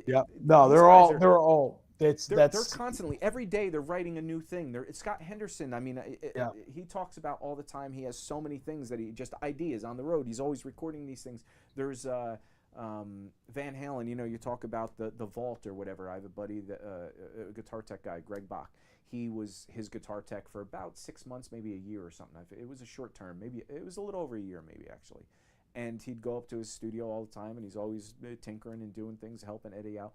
And he said in there, you know, the walls and walls of recordings that he had, and he'd let them listen. They'd sit and listen every once in a while, and just these ideas. You're like, if you hear you see some of the clips. There's a thing where Eddie's sitting with Jason Becker at his house or whatever, years and years ago, and there was something off of the Balance album that you know, that didn't come out for 10 years later or something like that. And he was playing this little idea that turned into that song. And you hear, so all these ideas can marinate for years. I just went through hard drive after hard drive on my iPhones. I back up my iPhones, and I have so many clips of me sitting on the couch and just recording short little 12-second, 15-second clips of just an idea of, wow, I never played that before. That's kind of cool. And I never do anything with them, but these guys are constantly doing that and building their library of ideas. They go back, they pull an idea, they merge it with another idea, and I mean, it's work. It's not just and sitting you on the and you couch get to a having point fun. where it's like that's like a muscle memory in a way, because once you start doing it, but you have to constantly get it to that point to where like, because I remember when I was writing, and I'm not comparing anything that I did to those guys, but like, when I was in my original band, I literally had to sit there and I'd be like, oh, this sucks, but I got to see it through because I have to get better at songwriting and writing tunes and stuff. And eventually I got to a point where like I knew within like 10 seconds if a riff was good.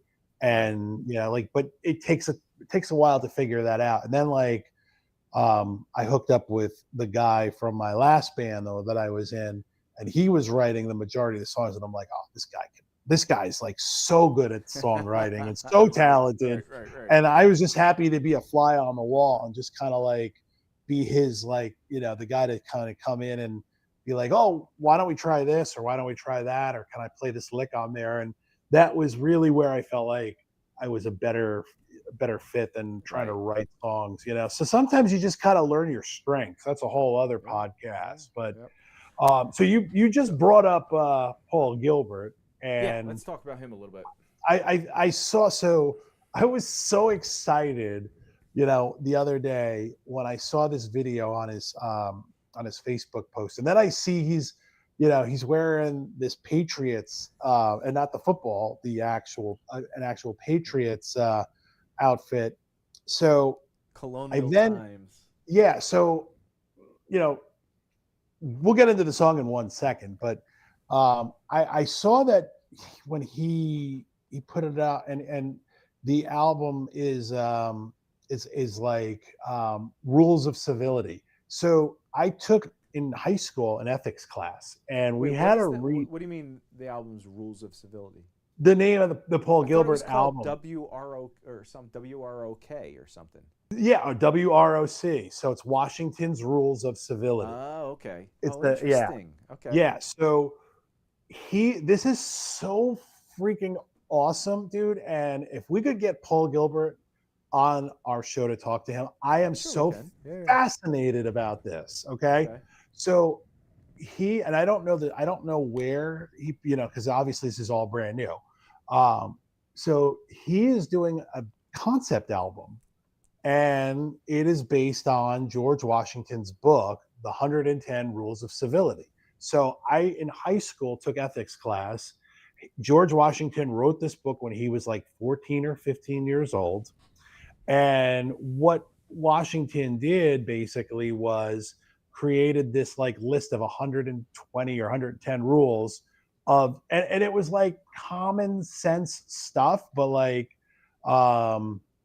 like stuff that let me just see here. Like, I'm just kind of, if you cough, sneeze, sigh, or yawn, don't do it loud, but privately. It was like stuff like where I think Paul's message. Paul Gilbert-esque. Yeah, well, and I think Paul's message is, and again, like I'd love to get him on, because to me it's like Paul's messages is kind of almost like a Bill and Ted, like be cool to each other, be excellent to each other. It's like it's such a Paul Gilbert thing that like I'm just so blown away that he's doing this, because when I saw that I was like, no way. Like, so there's an article on I'm advertising for rockandbluesmuse.com. I don't know, whatever. Paul Gilbert returns with the new single Go No Thither from the new album WROC. It says the release is February 27th. I love that picture of him too. I just love everything Paul does. There's just, he has concepts in his mind. He's always having fun. There's and that's the album, I guess, cover.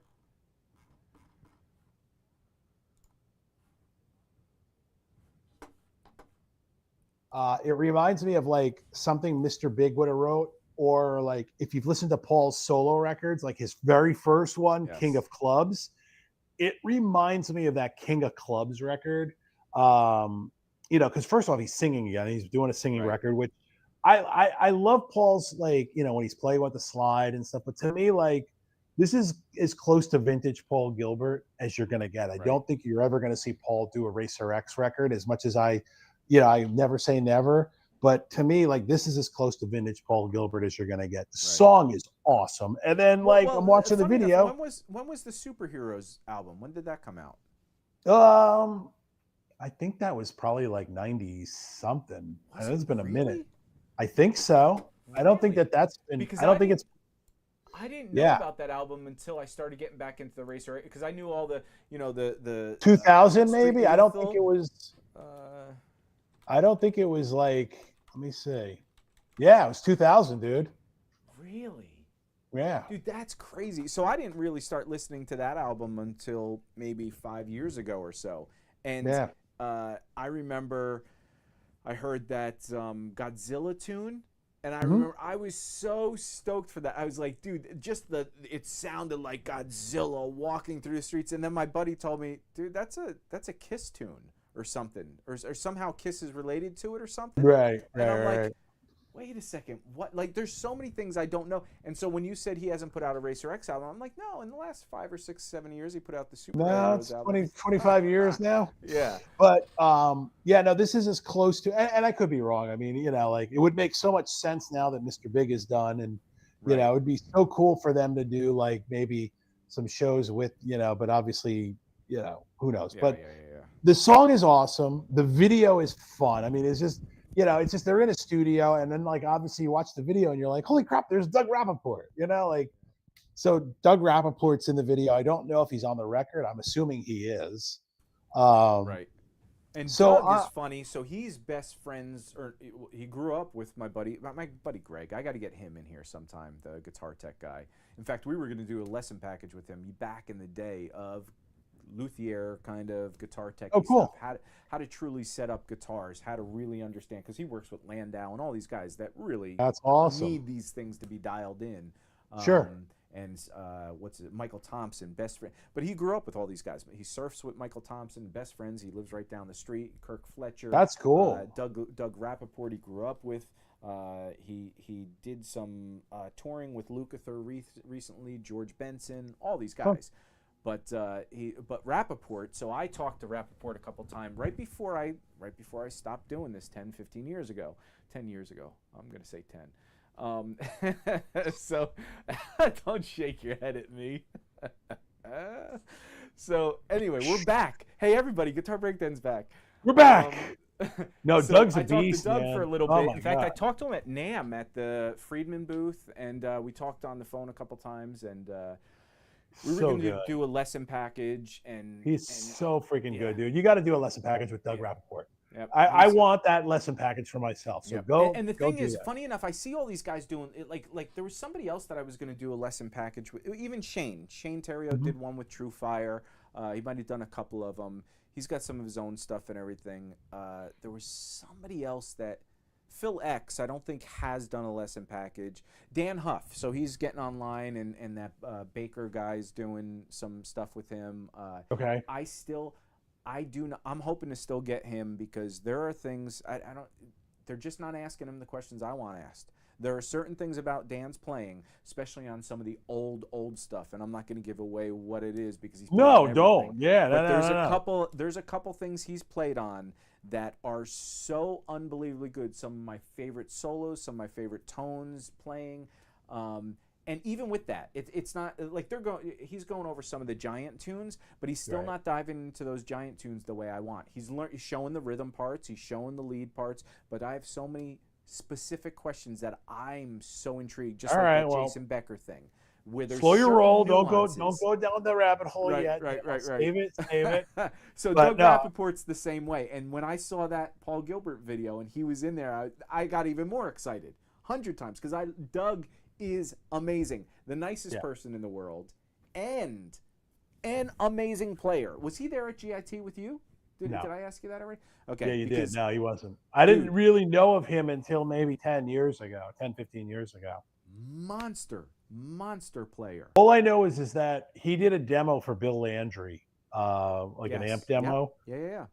And I go back to just watching it because the song is like the tune is so good. Like that's the thing. Like Doug's solo record is ridiculous. Like he's got that one solo record from like 15, 20 years ago. And I go back to that thing, man, and it's just like that dude can write, and he should be right. He's like not only is he's a player's player, but he's a song guy, and he writes.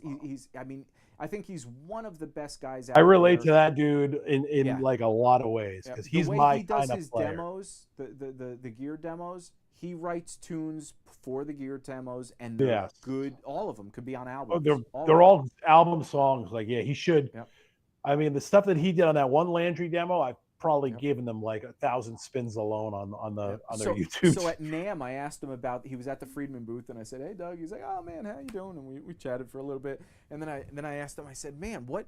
Because that was when you had introduced me to the Landry amps. Yeah. And I was talking to Bill for a minute, possibly getting something. I know I didn't want 100 watt. I didn't need that. I was going to get something kind of specifically made. I was really kind of interested in that. And Bill Landry's amazing, super nice guy. Yep. And great player too. Yep, really good player. In fact, if you want to watch, if you guys aren't familiar, anybody watching this, we got a watcher or two, and anybody he plays a lot of Van Halen stuff, and his amps are very Brown soundy. A lot of them. And I mean, when you hear that all the time, you hear people say two things. You say this is very amp-like in pedals, and you hear this is very Brown sounding amp. Make no joke, this is Brown. Like this is, if you closed your eyes, you'd think you're listening to Van Halen. And I think the thing with Landry, his amps, and we could do this another time too, but like I think if Dave Friedman was not Dave Friedman, Landry would have been Dave Friedman. I agree. If you know what I mean. Yep. Like just Dave Friedman was such a monster powerhouse brand. He's a marketer. He knows it. Whereas Landry's not so much the business. No. I mean, he is, but but he's just Dave Friedman's just like a juggernaut. You know what I mean? That's the funny thing when I saw what's his name at NAMM? Who were we just talking about? Doug Rappaport. When I saw him at NAMM, he was at the Friedman amp booth. And I was asking him a little. Nobody was around. I mean, people were around, but nobody. And I didn't say. And I was like, hey man, I'm just curious. What I saw you demo those Landry amps, and you were kind of high praising them. You were doing it, And I was like, is that something that I see with the Friedman, I see with the Bogner, I see with a bunch of different things. And he's like, yeah. And he really didn't want to say anything because he's at the Friedman booth, right? So he doesn't want to talk, I guess. Which one? I felt uncomfortable because I was like, oh man, I'm kind of a dick for not thinking of that, thinking of the business side. I'm just the excited guy talking about an amp that he sure. And then I saw that and I was like, okay, I'll talk to him about it later or whatever. But it also gave me the respect of the guy's he knows his environments. He's respectful to everything. That doesn't mean he doesn't like something, but dude, Doug is one of the coolest guys, honestly.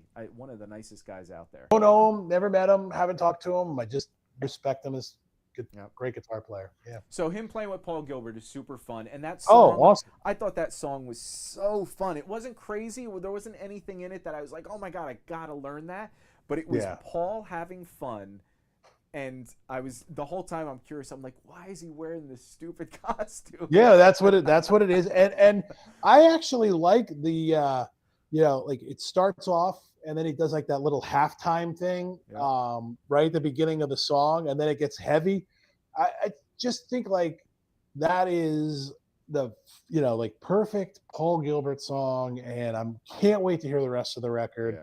If I don't know if he's pressing vinyl, but like if he is, I'll definitely buy a copy just to support him. So I mean, and obviously if we could somehow land Paul Gilbert, I would love to. We will eventually. He's I don't see why we wouldn't be able to. Again, there's such a list of, and if anybody's watching this, anybody interested in getting people on this podcast, let us know some names or whatever. I'm definitely looking at the Paul Gilberts, the Ron Thals, the Bruce Bouillet, the Scott Henderson, Alan Hines. I've talked to Alan Hines, your boy. We got a couple. I got a couple people. We just have to. We keep building up the story here, and we'll start getting into bringing guests on. And I'm going to get back to the lesson packages and stuff. And we're Alan. I've already talked to him about doing some more stuff, and He's just Cool. a wealth of knowledge and blah blah. Anyway, I don't want to get too far into this. No, that's cool, We're dude. running But I a Black think, Friday sale on our website.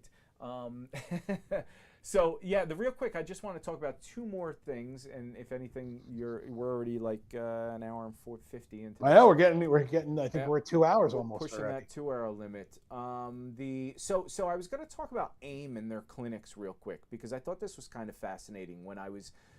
So Atlanta Institute of Music didn't have back in the day. One of the worst things they had was the clinic thing. And that was part of what I loved about GIT. You would always see these clinics, Paul Gilbert. I mean, because most of these guys were resident teachers anyway. But you'd have all these guys doing clinics. And AIM, we didn't, it's Atlanta. I don't know what it was at the time. Atlanta wasn't what it is now. It was a smaller market, even though it was still Atlanta. They had the airport hub, and CNN was down there. I mean, it was a hub for people, but it was country-ish, kind of, really. I mean, it started pushing out to Marietta and going further out. But where we were, so Jason Becker came in. He was one of the first big clinics, and that's one of the popular. I'm amazed that he didn't do more clinics. I don't think there's a GIT clinic. I just said GIT. GIT. I wish that's the only time I would want to stutter. GIT. So I don't think he ever did a GIT clinic. No, I don't know. Maybe he did. I don't know. I don't think so. Yeah, and which is weird because well, you know what? Marty Friedman I don't think did either. I don't know. But did Marty go to GIT? I think he did, right? No, I don't think he did. I don't think he did. Okay, I always tied them together. Anyway, so he lived in Hollywood. Yeah, and I know he was Jason's giving San lessons. Francisco. Yeah, he was living in Hollywood, giving lessons to a lot of guys that went to GIT at the time. But I don't think Marty was a GIT guy, to be honest. I don't think he was. I could be wrong, right? But I don't think he was. So the Jason Becker thing, I was always fascinated because he did a clinic when I was down there, and it was one of the most amazing things in the world. And so there were a few other people. The only other clinics they really had there, they had the Andy Timmons and Shawn Lane one, which again, epic, just amazing, because I don't think those two were together in anything. And I don't even think Andy Timmons ever did a GIT kind of clinic. And there's something, for me, there was something always special about clinics at these bigger schools.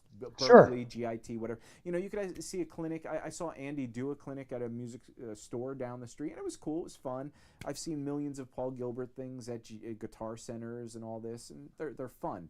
There's a different thing at these guitar schools where you are around not just hobby guitar players or older guys that are guitar players. These students being in that environment where they know there's people with their eyes just staring. Right. They're just trying to get as much off of you as possible. Yeah. And they're smelling your I smell it. They're just hungry for that. It's not like you're at like a guitar store where you got a girlfriend, you got a mom, you got a whatever. Yeah. I mean, these are all kids. What kind of picks do you use?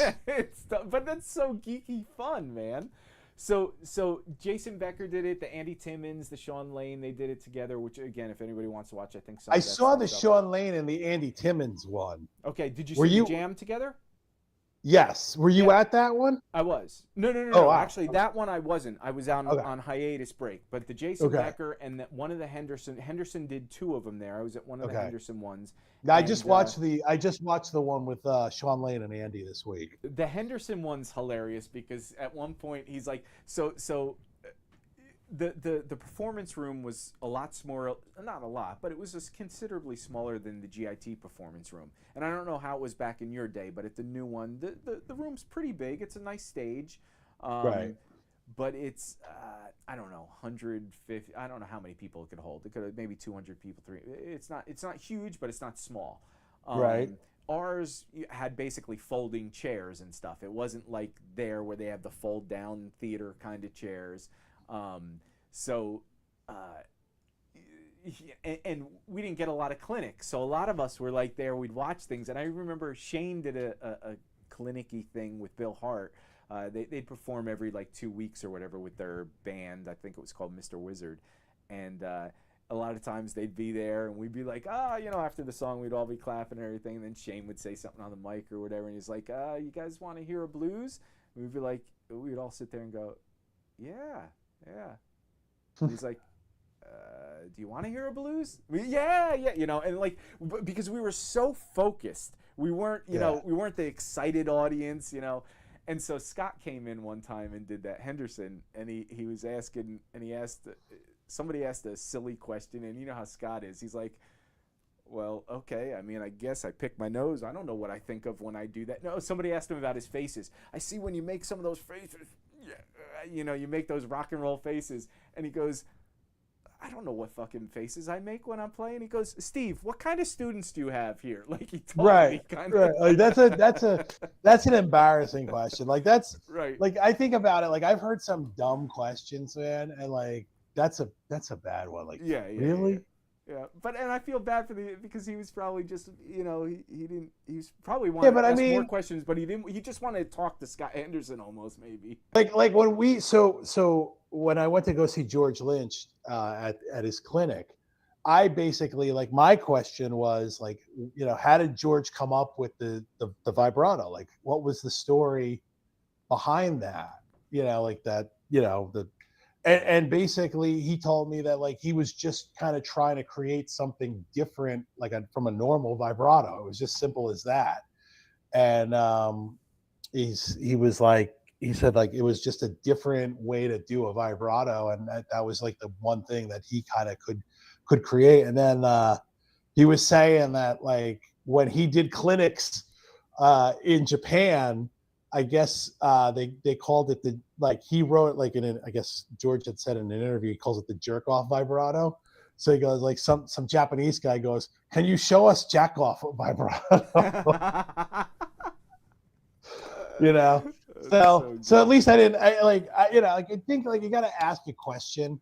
You got to think about it. It's like, don't ask like, if you're going to go to a clinic, don't ask stupid questions. Right. Don't ask what picks they use. Don't ask what strings they use. Right. Don't ask them what they were thinking about when they wrote the record. You know what I mean? Like you think of like put yourself in like you have 5 minutes with a guy like that. Get something good out of it. Right. What do you think when you make those faces? So as far as clinics go though, did you at GIT, did you have clinics come through when you were there? Like, yeah.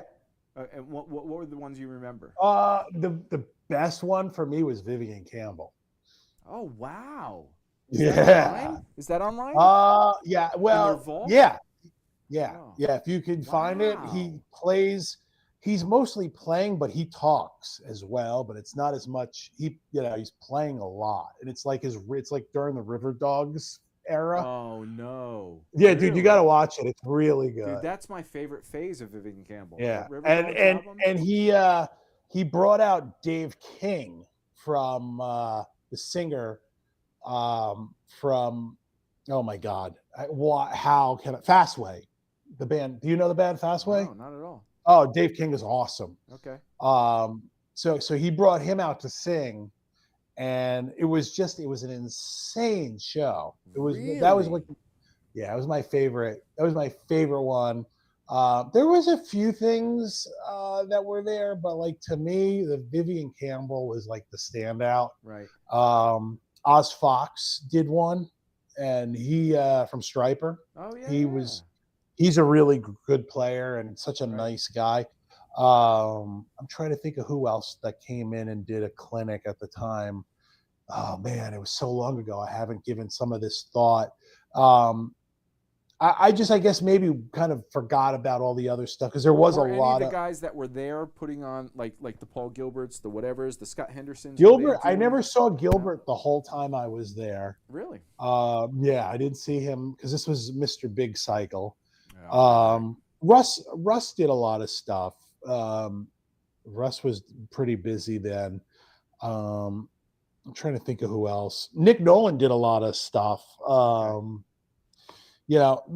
Again, this was all like you would get all that in their classes. So if you wanted to get it's always fun to see them in that theater room with the stage. Yeah, but and the big stage was definitely for me was seeing Vivian Campbell, because I was such a Vivian Campbell. Like, I Yeah. love those. I Did know you we get had to this talk to him and conversation. hang with him at all? No. No?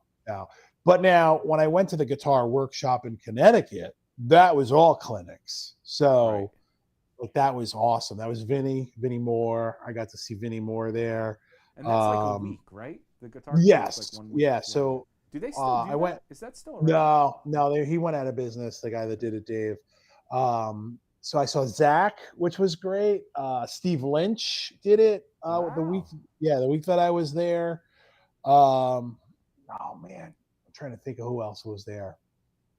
I know I'm missing somebody else. There's, but it was just Vinnie Moore. Like, that was just mind blowing to see. Like, again, because we're talking 1980s, blah blah blah, and they're right in front of you, and you're, like, anytime I got to go to those clinics, like, I just, when you watch that and you'd see these guys and you're like, oh my God, this is for real. Like, this is for real, ferocious guitar playing. Well, I'm sure a lot of people could associate with this too, because even though we grew up in the New Jersey, New York, tri-state area kind of thing, or people are out here in Hollywood and Los Angeles and everything, there's a certain thing about, we were still, in upstate New Jersey, we're in country, right? So even though I have access to some things, New York and whatever, and we had a lot of music school or stores at that point that we had people coming in and out, these people were still, it wasn't like what I envisioned Hollywood at that time when I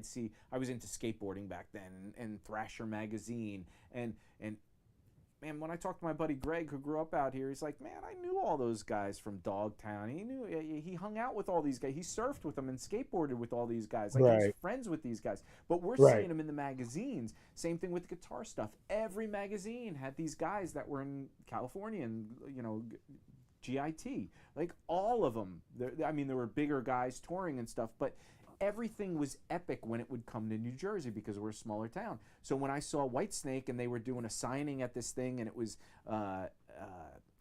what's his name, Adrian Vandenberg, and somebody, I think maybe Rudy Sarza, I don't remember, but it was Adrian Vandenberg and somebody else, and it wasn't Steve Vai at the time, but it was that tour. And he came to this small place in Middletown, New York. I forget the name of that. Sarzo's Music, or okay. I forget and it was or was that Alto Music? Is that might have been Alto? Alto's up there.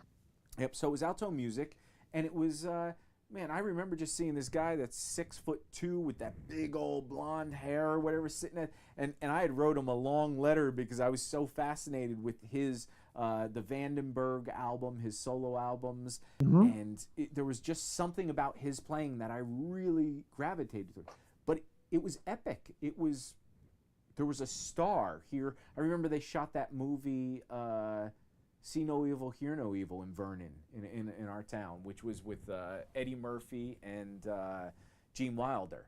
And they were there for 2-3 weeks or whatever, and we'd see him in the grocery store. And Gene Wilder was the coolest. I didn't see Eddie, but Gene, he would come out. He'd go to the grocery store all the time. You'd see him for 2 weeks. You'd see him all the time. He'd talk with you. He was the nicest. But again, you're like stars. Yeah. Whereas out here at GIT, I assume that's everyday game. You're seeing these guys in the hallway. You're seeing these guys doing things. But just, like, it was that time, you'd see these guys and it was just like, wow, this is obtainable. Like, I could do this. Right. And, it's like, and you're just, first you're starstruck, and then you're like, all right, so it's, But it was even such back then, I'm sorry to cut you off, but even back then, like the Vivian Campbells and all those guys, they didn't have a lot of albums out.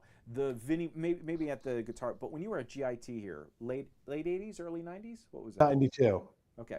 So even then, Racer X had a few albums out. Bruce wasn't, he was part of... Yeah, it was Racer X was over at that point. Right. So there was that, but there wasn't anything. He hadn't done. Paul didn't do Mr. Big yet. No, Henderson, Paul was Mr. Big. Yeah, Paul was when I went to GIT. Oh yeah. Okay. Yeah, okay. Yep. But let me think of the other guy. There's some other guys that were there that were the Russ Parrish. He wasn't really a big guy at the time. He was. He was big. He was big. He was big there. Yeah, he was big at GIT. Russ was a big deal. Okay. Probably because of the Paul tie. Okay. Because they were roommates, and that was kind of it. But he was also playing with the singer of Racer X. And okay. so But he Russ wasn't in had, the Rob Halford thing yet. no, this was before that, but he did the thing with, the band was called Bad Dog, and then he was also in a band with Jeff Pilson, which was Oh also on yes. Shrapnel. Right. So Russ was kind of a big deal. I Okay. mean, yeah, because he was probably for me the rock star of the school. Okay. Like he was like the guy at GIT Right. for that. Like at least like when I knew Russ was doing open counselings, I went to all every Right. single one, and I very, very rarely played with Russ. I very, very rarely played with any of the teachers because I was so intimidated by them all, But I played with Russ and I played with this guy Don Shaw. And those were the two teachers that I would play with. And when I played with Russ, I was just like I knew what I was playing and I practiced like my ass off just so that I wouldn't suck. It See, was so that's the thing, stupid. dude. I fantasize to this day about. I'm one of those guys that I love to reminisce, and obviously that's part of what this podcast is. But I always feel like the golden age is back then, the '80s. We grew up in such a great time. I had, again, kids riding bicycles down the street, and everybody knew where their kids were because all the bikes would be in somebody's front yard, just laying on the ground or whatever. And like it was everything was easy, everything was fun. It seemed that way at least. And when it came to the music, it was the same thing. It was just every day was a new fun adventure. GIT, the music schools, that's why I'm so excited about all this stuff, because I just remember the feeling every day waking up to, oh my God, I'm going to go do this. I'm going to learn this. What am I going to do today? What's it going to be like? Yeah, exactly. And so I'm always like, I wish I could go back to GIT or AIM now, knowing what I know. And like you said, being intimidated, I want to go back and play with those guys and not really right. give it. Yeah. And really take advantage of that. Whereas, obviously, even if I was younger and I could go back, the schools are different. They're not that anymore. The heyday. No, they're not. The schools are not that anymore. Yeah. Like they're not. That's all gone. That was that ended, and unfortunately, that's just they're in name only. You know what I mean? It's not the same thing. So we were lucky. We got to experience that, and we were part of that. And it's a different world, man. But if anybody watching this is interested in any of this stuff, if anybody's interested in, we have just so much stuff as far as lesson stuff that we've acquired back in the day, that and I'm trying to explain how exciting that was. And sure, there's plenty of stuff now. There's so much stuff out there. You can go on Amazon, buy books. I was talking about, I was looking at this book. I was going to talk about it, but I don't need to really. But I got back into this modern jazz fusion by I don't even know the guy's name. Justin Gulbranson. I've seen him on YouTube, and that's how I kind of found this book. And I remember I bought it, and then I played a little of it, and it's actually really good. There's a lot of good stuff in there, good jazzy fusion techniques. And there was obviously some reason I picked it up. There was something I listened to it and said, man, okay, there's some ideas in there I want to learn. But I know there's this availability to all that stuff, but there's something about, again, the excitement and the things that we attained. I remember when I first went over your place, dude, and I got all your GIT curriculum and I photocopied it all. Now I had all the AIM stuff and I had all this, but getting those fusion classes and the Nick Nolan packages and all just the Russ Parrish rock, the Anatomy Rock or whatever that was called, dude. Right. Well, I think it was also, it's like, it's something you can't replicate that with digital. You can't replicate getting in a room. So like, you'd come over and it'd be me and you jamming, or my friend Nat, Nat Janoff would come over and we'd jam, the three of us, or my friend Kevin. I think you jam with Kevin as well. There was always some, and it was the thing that made me realize last week when I went out, I'm like, man, like I'm missing that. And it made me realize I gotta go out once in a while and play with people. And like, so I think that for me, the moral of the story is like, I can hide and insulate myself, but I think I got to like go find people to play with. I think I need to do that. Like I realized last week that I'm like, no one may be missing me, but I'm missing me. So right. Well, you I know, hope when I come home for Christmas, man, we can get we together. should we and should we'll definitely for we will jam definitely a little do too, that. not just go out. We should jam for a minute. All right, guys, I think we're gonna wrap this up. It's a little over 2 hours, and I hope everybody enjoyed this. Again, if anybody has questions post stream, or if you're watching this later on when it's already been uploaded, please do Leave a write your comment. comments. Yep. Let us know what you're thinking, what you guys want to hear more of, and we have, like I said, we got the guitar breakdowns coming back, the website. I know I keep saying this. I'm one of those guys. I'm trying. So we're going to have those lesson packages available. In fact, before the holidays, I'm going to try and do a little sale of bundling all the Alan Hines packages with, I think there are 5 of them, and 2 Josh Smith lesson packages. And I'm just going to bundle them all together. I think they were like $50 a piece, so that's 100, 2, 3, maybe $350 or whatever. Probably do a sale for $150 for all of them or something. Oh wow, I'll cool. figure something out. So it's cool. just, you can grab them all, and there's so much good content in those. If you guys know anything about this channel, we really dive deep into transcribing that and making sure. And I actually last week I was talking about you, and somebody actually was familiar with your channel and familiar with the packages. So he was like happy that you were. I used to tell him you were back. He's like, "Oh, I forgot all about that guy." I was like, "Yeah, well, everybody forgets about this guy. We're bringing him back. We're bringing Sexy back." So that's funny. So guys, like and subscribe if you haven't done that. Do all the silly things. I know. I cringe when I say these things or whatever, but it's part of social media now or whatever. Share these links on Facebook, any social media. Just say, hey, check these guys out, whatever. We're trying to build this audience to where it's, again, we're trying to make a community. We want to, this talking to people and really not just telling stories, but we want to hear your stories, because that's what excites us. I'm sure there's a ton of people out there that have bump-ins with these guys we're talking about, or experiences with how these albums and everything affected you and how it affects you, right? That's what I'm always interested in hearing, is like how, what your connection is, what other people's connections are. So everybody, thanks for watching and leaving comments. And I don't know about you, Dave, but I will talk to you during the week, and we'll see everybody next week. I like it, guys. Have a good one. And it's almost Thanksgiving. Get your bellies fit. Man, I am going so far off my diet. It is insane. Don't gobble till you wobble, baby. And we'll end on that. All right, everybody. Take care. Later.